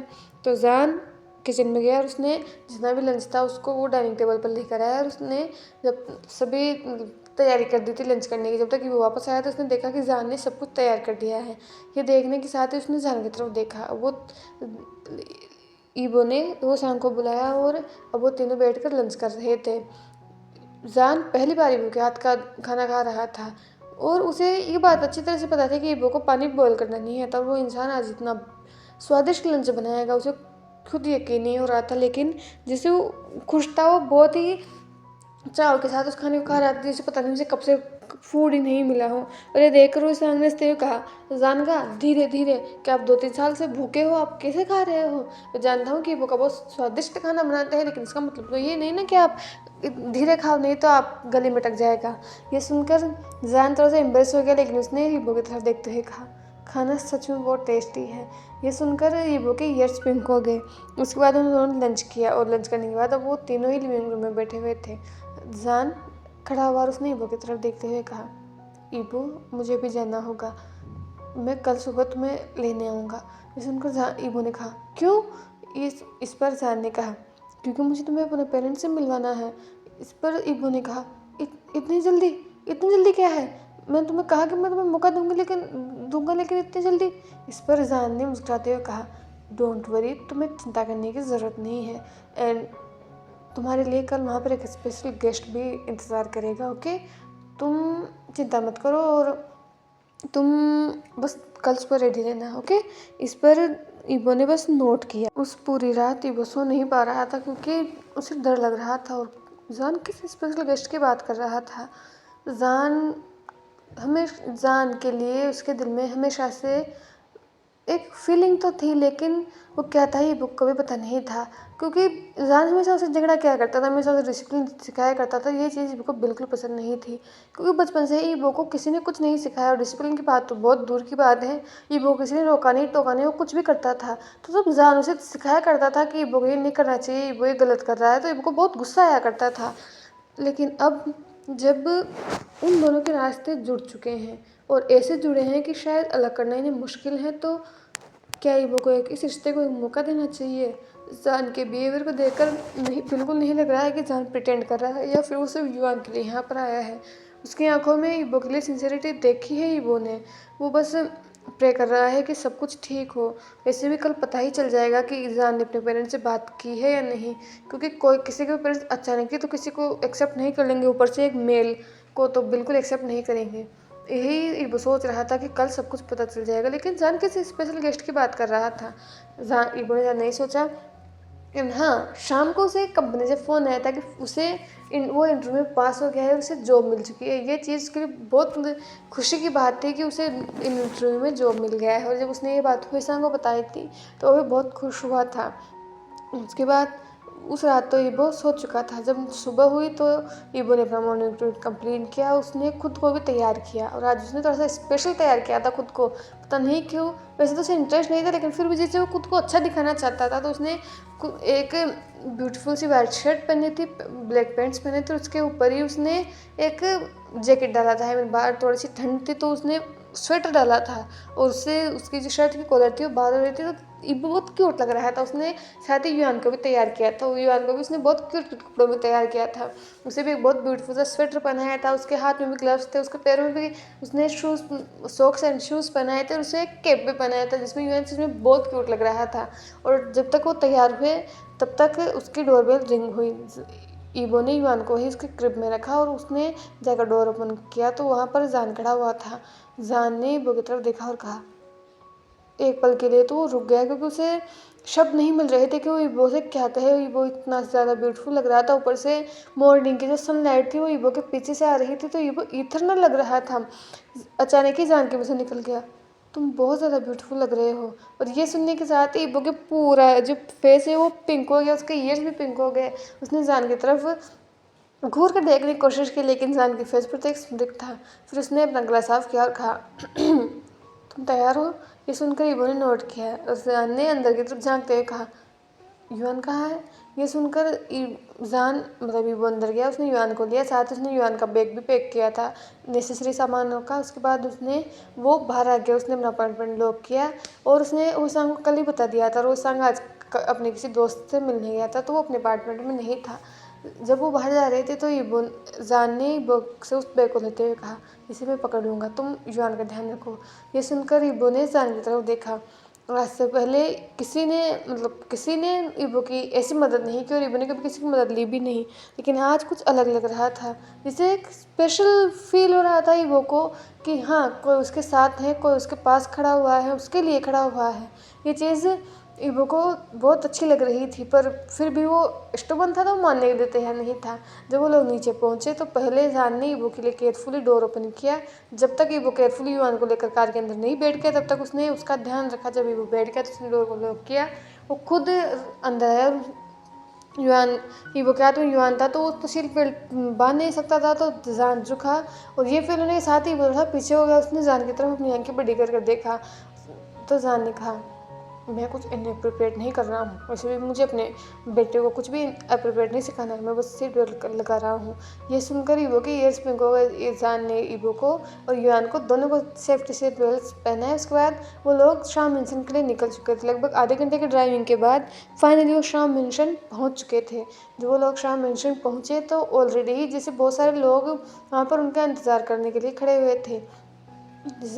जब वो लोग नीचे उतरे तो ईबो सच में बहुत नर्वस था, उसके हाथ पैर कांप रहे थे और ये कहीं ना कहीं युआन भी फील कर पा रहा था। तो उस ईबो की तरफ देख रहा था जिसे बता रहा हो, मम्मा क्या हुआ। लेकिन ईबो बेचारा उसे नर्वस फील हो रहा था। पहली बार अपने इन लॉ से मिलने आया तो उसे नर्वस तो फील हो गई, पर जान ने उसके हाथ को पकड़ा और उसकी तरफ देखते हुए कहा, तुम्हें डरने की कोई ज़रूरत नहीं है, मैं तुम्हारे साथ हूँ। ये सुनकर ईबो ने जान की तरफ देखा और बस नोट किया। उसके बाद जान ने ईबो का ऐसे ही हाथ पकड़े रखा और वो उसे वैसे ही अंदर की तरफ ले गया। जब वो लोग अंदर गए तो मिस्टर और मिसेस शाह वहाँ पर थे। जान के जो सिबलिंग्स हैं वो भी वहाँ पर थे। जैसे ही मिसेस शाह ने जान और ईबो को देखा वो दोनों ही खड़े हो गए, मतलब चारों ही फैमिली वाले खड़े हो गए और वो बस उन दोनों की तरफ ही देख रहे थे। सबसे पहले सबका ध्यान जो था वो गया ईबो पर था और उसके बाद चाइल्ड पर गया था युआन, जो कि बहुत ही क्यूरियोसिटी के साथ इस पूरे घर को देख रहा था कि पता नहीं आज वो कहाँ आ गया है, आजकल वो बहुत ट्रेवल कर रहा है। यही सोचकर वो क्यूरियोसिटी के साथ इस घर को देख रहा था और ईबो सच में बहुत नर्वस फील कर रहा था। जिससे वो लोग लिविंग रूम के बीच में आए तो मिसेस शाह जान के पास आए और उसने कहा, जान तो ये है तुम्हारा वो मेहमान जिसे तुम हमसे मिलाना चाहते थे। ये सुनकर जान ने नोट किया। उसने ईबो की तरफ देखते हुए कहा, ये वांग लेन ईबो है। ये सुनकर मिसेस शाह ने कहा, ईबो तुम लेंजिरन के बेटे हो ना, राइट। ये सुनकर ईबो ने बस नोट किया। उसके बाद उसने जान की तरफ देखते हुए कहा, विजान शाओ, मुझे नहीं लगा था कि तुम्हारी पसंद इतनी ज़्यादा। ये बोलते ही वो रुक गई क्योंकि उनका फेस सीरियस था और इब्बो का दिल इतनी ज़ोर ज़ोर से धड़क रहा था कि उससे अभी हार्ट अटैक आ जाएगा। मिसेस शाह ने फिर इब्बो की तरफ देखा और अचानक ही मुस्कुराते हुए कहा, इतनी ज़्यादा ब्यूटीफुल और प्यारी होगी, ये कितना प्यारा लग रहा है। ये बोलकर उसने इब्बो की तरफ देखा और उसके चीक्स को स्क्वीज़ किया और ये देख फील होने के शायद ही इब्बो के चीक्स खिंच रहे थे तो उसने शौक के साथ मिसेस वी की तरफ देखा और जान के फेस पर एक बहुत बड़ी बारी स्माइल थी। तभी वी आनली एंड वी चेंग भी वहाँ पर आ चुके थे। वी आनली ने युआन की तरफ देखते हुए कहा, ओ ये कितना क्यूट है गागा, सच में। और इवो तुम कितने प्यारे लग रहे हो, सच में मेरे भाई। मैंने आपसे कहा था ना माँ कि जान का की पसंद पर कभी भी डाउट मत करना, वो हमेशा अपने लिए बेस्ट ही चुनेंगे। ये सुनने के साथ ही इब्बो का पूरा फेस जो है वो पिंक हो रहा था क्योंकि पूरी फैमिली उससे ऐसे बात कर रही थी जैसे वो पहली बार नहीं मिले हो, जैसे वो एक दूसरे को बहुत टाइम से जानते हो। और ये इब्बो के लिए बहुत ज़्यादा था, वो पिछले कई दिनों से अकेला रह रहा था तो इतना फैमिली वाला माहौल उसे थोड़ा सा अजीब भी लग रहा था और एक अजीब सी फीलिंग उसके दिल में हो रही थी। उसके बाद युआन को तो विचेंग और यान ले लिया था और जहनी इब्बो के हाथ को पकड़ा और कहा, अब तुम्हारी स्पेशल गेस्ट की बारी है। ये बोलकर उसने उसके हाथ को पकड़ा और खींचकर उसे वहीं लिविंग रूम में ले गया जहाँ पर एक इंसान बैठा हुआ था, इसकी पीठ इब्बो की तरफ थी। उसने जान ने उस इंसान की तरफ देखा और कहा, अंकल लेन। जैसे ही वांगी ने आवाज़ सुनी उसकी आंखें बड़ी होकर उसने सामने की तरफ देखा तो वहाँ से लेन चेन खड़ा हुआ जिसके फेस पर सच में गिल्ट था एंड आंखों में आंसू थे। उसने ईबो की तरफ देखा और कहा, ईबो। ईबो ने जैसे अपने फादर को देखा वो भी इमोशनल हुआ था, लेकिन उसके फादर ने उसके साथ क्या किया था ये याद कर कर उसका फेस फिर से वही स्टोन जैसा हो गया। जान ने ईबो की तरफ देखा और कहा, ईबो इन्हें अपनी गलती का पछतावा है और ये भी मेरी तरह अपनी गलती का पछतावा कर रहे हैं। क्या तुम अपने फादर को एक मौका नहीं दोगे? गलतियाँ सब करते हैं, लेकिन उन गलतियों को सुधारने का मौका सबको मिलना चाहिए। ये सुनकर ईबो ने जान की तरफ देखा और फिर अपने फादर की तरफ देखा। लेंचरेन लेन ईबो के पास आया और उसने ईबो के हाथ को पकड़ते हुए कहा, मुझे माफ़ कर दो ईबो, मैं जानता हूँ उस वक्त मैं सेल्फिश हो चुका था। मैं बस अपनी रेपुटेशन के पीछे पीछे जा रहा था, लेकिन अब मुझे रियलाइज़ हो चुका है कि अगर तुम मेरे साथ नहीं हो तो मेरी रेपुटेशन किसी काम की नहीं है। मेरा पैसा, मेरी शोहरत, दौलत किसी काम की नहीं है। मुझे माफ़ कर दो सन। तुम्हारा डैड सच में बहुत बड़ा बेवकूफ़ है, मैंने तुम्हें बहुत हर्ट किया है, लेकिन अब मैं अपनी गलतियाँ सुधारना चाहता हूँ। प्लीज़ मुझे माफ़ कर दो। ये सुनकर ईबो ने अपने फादर की तरफ देखा। उसकी आंखों में बात तो उसने मेरे फादर को बहुत मिस किया है, उसने सबको बहुत मिस किया है। लेकिन पर जान ने जैसा कि कहा कि गलतियाँ सब करते हैं और माफ़ी भी सब डिज़र्व करते हैं। उसने लेंचरेन की तरफ देखा और कहा, टाइम लगेगा डैड, उन घावों को हील होने में टाइम लगेगा। मैं आपको इतने ऐसे ही माफ़ नहीं कर सकता। मुझे वापस मैं वो ईबो बनना नहीं चाहता, लेकिन जो भी पेन मैंने झेला है उसको हील होने में थोड़ा टाइम लगेगा। क्या आप तब तक इंतज़ार करोगे? ये सुनकर लेंचरेन ने नोट करते हुए कहा, मैं तुम जब तक चाहोगे तब तक इंतज़ार करने के लिए तैयार हूँ। बस माय सन, मेरे पास वापस लौट आओ। ये सुनकर ईबो ने लेंचरेन की तरफ देखा। उसकी आंखों में भी आंसू थे। तभी मिसेस शाम ने बीच में आते हुए कहा, ओ बस बस बस बस, ये रोना धोना बहुत हुआ। आज पहली बार मेरे ऐसा नहीं लो मेरे घर पर आया और तुम उसे रुला रहे हो। ये बोलकर उसने ईबो के आंसुओं को पोंछा और उसे हक करते हुए कहा, बेबी तुम्हें रोने की कोई ज़रूरत नहीं है। और हाँ, ये बोलकर वो थोड़ा सा दूर हुए। उसने ईबो की तरफ देखते हुए कहा, अगर जान भी तुम्हें परेशान करे तो तुम मेरे पास आ सकते हो, मैं इसके कान खींचूंगी। ये बोलकर उसने जान के कान खींचे पूरा मरोड़ दिया और जान चिल्लाने लगा, माँ प्लीज़ मेरे कान छोड़िए, मैं बच्चा नहीं हूँ। पर मिसेस शाम ने विजान की तरफ देखते हुए कहा, तुम मेरे लिए हमेशा बच्चे रहोगे और अब तो तुम्हारा बच्चा हो गया, लेकिन फिर भी तुम मेरे सामने बच्चे रहोगे। रीबो अगर तुम्हें कभी भी परेशान करे, अगर तुम्हें थोड़ा सा भी हर्ट करे तो मेरे पास आ जाना, इसको मैं अच्छी तरह से पनिश करूँगी। और ये सुनकर रीबो के फेस पर एक हल्की सी स्माइल आ गई थी। उसके बाद वियान ने आते हुए कहा, एवरीवन ब्रेकफास्ट तैयार हो चुका है, तो हम ब्रेकफास्ट करें। ये सुनकर सभी लोगों ने बस नोट किया। उसके बाद ईबो ने युआन को लिया और वो भी ब्रेकफास्ट करने के लिए जा चुका था। ईबो ने वही युआन मतलब ईबो खाना खा रहा था, लेकिन युआन, छोटे बच्चे कहाँ खाना खाने देते हैं, तो युआन बार बार ईबो की प्लेट में हाथ कर रहा था और या फिर कभी कभी जो स्पाइसी चीज़ इसमें हाथ कर रहा था। और ये देख कर ईबो को थोड़ा परेशानी हो रही थी कि अगर आँख वाँख में चला गया युआन की तो बहुत प्रॉब्लम हो जाएगी। तो जान ने युआन को अपनी गोद में लिया और ईबो की तरफ देखते हुए कहा, तुम ब्रेकफास्ट करो, युआन का तब तक ख्याल मैं रख लूँगा, मैं बाद में ब्रेकफास्ट कर लूँगा। ये सुनकर ईबो ने जान की तरफ देखा। वो कुछ कहना चाहता था, लेकिन जान ने कहा, ईबो युआन का ध्यान में रख लूँगा, तुम ब्रेकफास्ट करो। ये सुनकर ईबो ने बस नोट किया। उसके बाद वो चेहरा था ही नहीं, लेकिन वो जो फैमिली मेम्बर्स थे वो जैसे किसी वो होता ना फैन गर्ल की तरह इस मूवमेंट को देख रहे थे। हाय कितना प्यारा मूवमेंट है। एक अल्फा अपने ओमेगा को कुछ करने ही नहीं देना चाहता। जान ने युआन को दिया और उसे बाहर गार्डन की तरफ अब उसके साथ खेलने के लिए चला गया था। और तब तक ईबो ने ब्रेकफास्ट कर लिया था। जब ईबो ने ब्रेकफास्ट एंड किया तो उसने जान के लिए प्लेट में ब्रेकफास्ट लिया और वहीं गार्डन में चला गया था जहाँ पर जान था। वहाँ जाने के बाद उसने देखा कि जान युआन के साथ खेल रहा है और युआन भी बहुत ही खुश होकर ईबो जान के साथ खेल रहा है। उसके बाद वो वहाँ गया और उसने बहुत ही काँपती आवाज़ में कहा, जान। जान ने जैसे ईबो की आवाज़ सुनी उसने ईबो की तरफ देखते हुए कहा, हाँ। ईबो ने कहा, अब युआन को मैं देख लूँगा, तुम अपना ब्रेकफास्ट कर लो। ये सुनकर जान ने बस नोट किया। तब युआन को उसने वहीं गार्डन में छोड़ दिया और उसने ब्रेकफास्ट लिया। तब तक ईबो भी नीचे बैठ चुका था और उसने युआन को अपनी गोद में ले लिया। पर युआन तो नीचे खेलने की कोशिश कर रहा था। उनका फैमिली मूवमेंट ऐसे ही चल रहा था। ईबो बार बार जान की तरफ देख रहा था। उसने कभी नहीं सोचा था कि जान की फैमिली उसे इतनी जल्दी एक्सेप्ट कर लेगी। ऊपर से जान उसे एक्सेप्ट कर लेगा। क्या उसे एक मौका देना चाहिए जान को? उसका दिल अभी भी यही सोच रहा था। शायद यही यही उसका लाइफ का आगे बढ़ने का रास्ता है। शायद उसे जान को एक मौका देना चाहिए, वो यही सोच रहा था।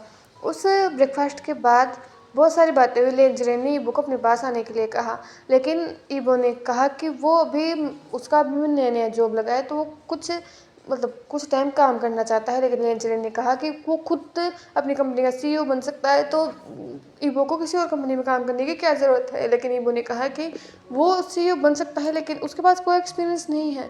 जब तक वो काम नहीं करेगा तब तक वो एक्सपीरियंस नहीं होगा, तो कुछ वक्त तक खुद से काम करना चाहता है।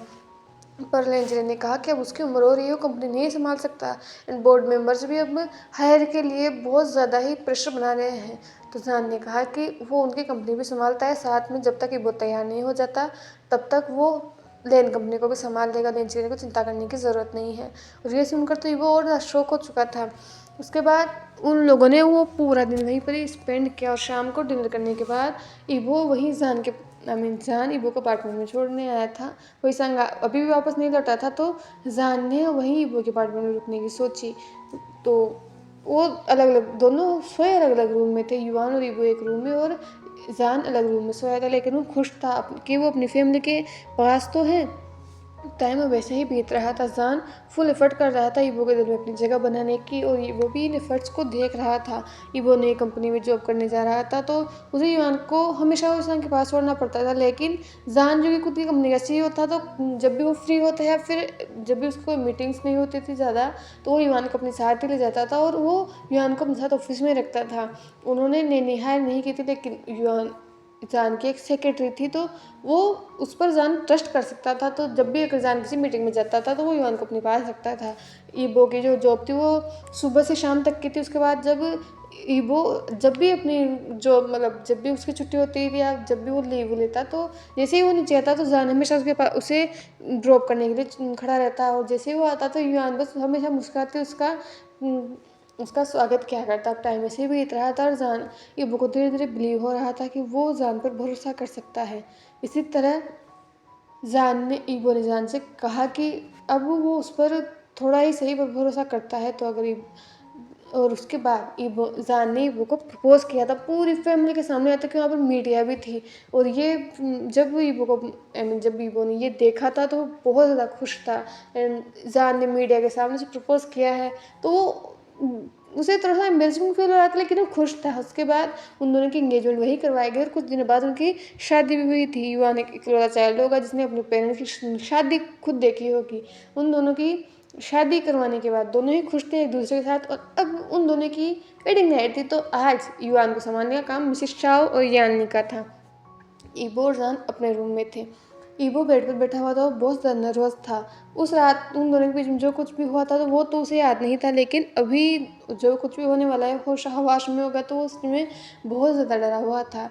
ईजान जब रूम में आया और उसने ईबो को इतना नर्वस देखा, तो उसके फेस पर भी एक हल्की सी स्माइल थी। वो ईबो के पास आया और वो भी बेड पर बैठ गया। उसने ईबो के हाथ को पकड़ते हुए कहा, ईबो तुम्हें डरने की ज़रूरत नहीं है। अगर तुम अभी इसके लिए तैयार नहीं हो तो हम ये सब नहीं करेंगे। ये सब करने के लिए हमारे पास पूरी लाइफ पड़ी है। मैं चाहता हूँ कि तुम मेरे साथ कंफर्टेबल फील करो, तुम मेरे अराउंड नर्वस ना रहो। हम अगर तुम इसके लिए तैयार नहीं हो तो मैं वेट कर सकता हूँ। ये सुनकर ईबो ने जान की तरफ देखा। जान के फेस पर वो हमेशा वाली वो एक वार्म सी मुस्कुराहट थी, उसकी आंखों में प्यार था। ईबो ने जब जान की तरफ देखा तो उसने उसकी तरफ देखते हुए कहा, मैं नर्वस नहीं हूँ, मैं बस मुझे नहीं पता। उस रात हम दोनों के बीच में जो भी हुआ मुझे याद नहीं है। अब मैं मैं उस चीज़ के लिए नर्वस नहीं हूँ। मैं बस हाँ हाँ, मैं थोड़ा सा नर्वस हूँ, लेकिन मैं अनकंफर्टेबल नहीं हूँ। ये सुनकर जान मुस्कुराया। वो समझ सकता है कि वो इस वक्त नर्वस होगा, कोई भी नर्वस हो सकता है। तो वो उसने बहुत ही धीरे धीरे हर चीज़ की शुरुआत की ताकि ईबो को ज़्यादा अनकम्फर्टेबल फील ना हो। उसका हर एक किस ईबो को ये बताने के लिए काफ़ी था कि ईबो को उसके अराउंड अनकम्फर्टेबल फील करने की ज़रूरत नहीं है। उसका हर किस एक प्रॉमिस था कि अब जान ईबो को कभी नहीं छोड़ेगा। उन दोनों की वेडिंग नाइट सक्सेसफुली कंप्लीट हुई थी, एंड ईबो जितना नर्वस था शुरुआत में उतना बाद में उतना वो नर्वस नहीं था, क्योंकि जान था जो उसे हर पॉइंट पर इनक्रेज कर रहा था। और जैसे जैसे जान की किस बढ़ रहे थे, जैसे जान की डायटी टॉक्स बढ़ रही थी, वो खुद खो रहा था, खुद उस नशे में खो रहा था। तो उनकी जो वेडिंग नाइट थी वो ऐसे ही कंप्लीट हुई थी, एंड उसके बाद वो लोग हमेशा हैप्पीली एवर आफ्टर रहे थे। तो हे एवरीवन, ये था हमारा ये एफएफ। एक्चुअली इसका जो 1 आवर का एपिसोड है वो मैंने कल ही रिकॉर्ड कर लिया था, लेकिन और फिर मैंने सोचा था कि मैं इसका एक पार्ट आज लेकर आऊँगी, मतलब कल लेकर आऊँगी, एक पार्ट आज लेकर आऊँगी। लेकिन फिर मैंने सोचा कि क्यों 2-2 पार्ट्स बनाए, वैसे भी 1-1 घंटे के पार्ट्स बनते हैं तो उसमें वैसे मज़ा नहीं आता। तो मैंने सोचा कि मैं कल इसका बचा-कुचा पार्ट रिकॉर्ड करूँगी। मुझे नहीं पता था कि 1 घंटे का हो जाएगा, लेकिन अब जब 1 आवर का हो ही चुका है तो आई होप कि मैंने आपको बोर नहीं किया होगा, आप लोग इसे पसंद करोगे।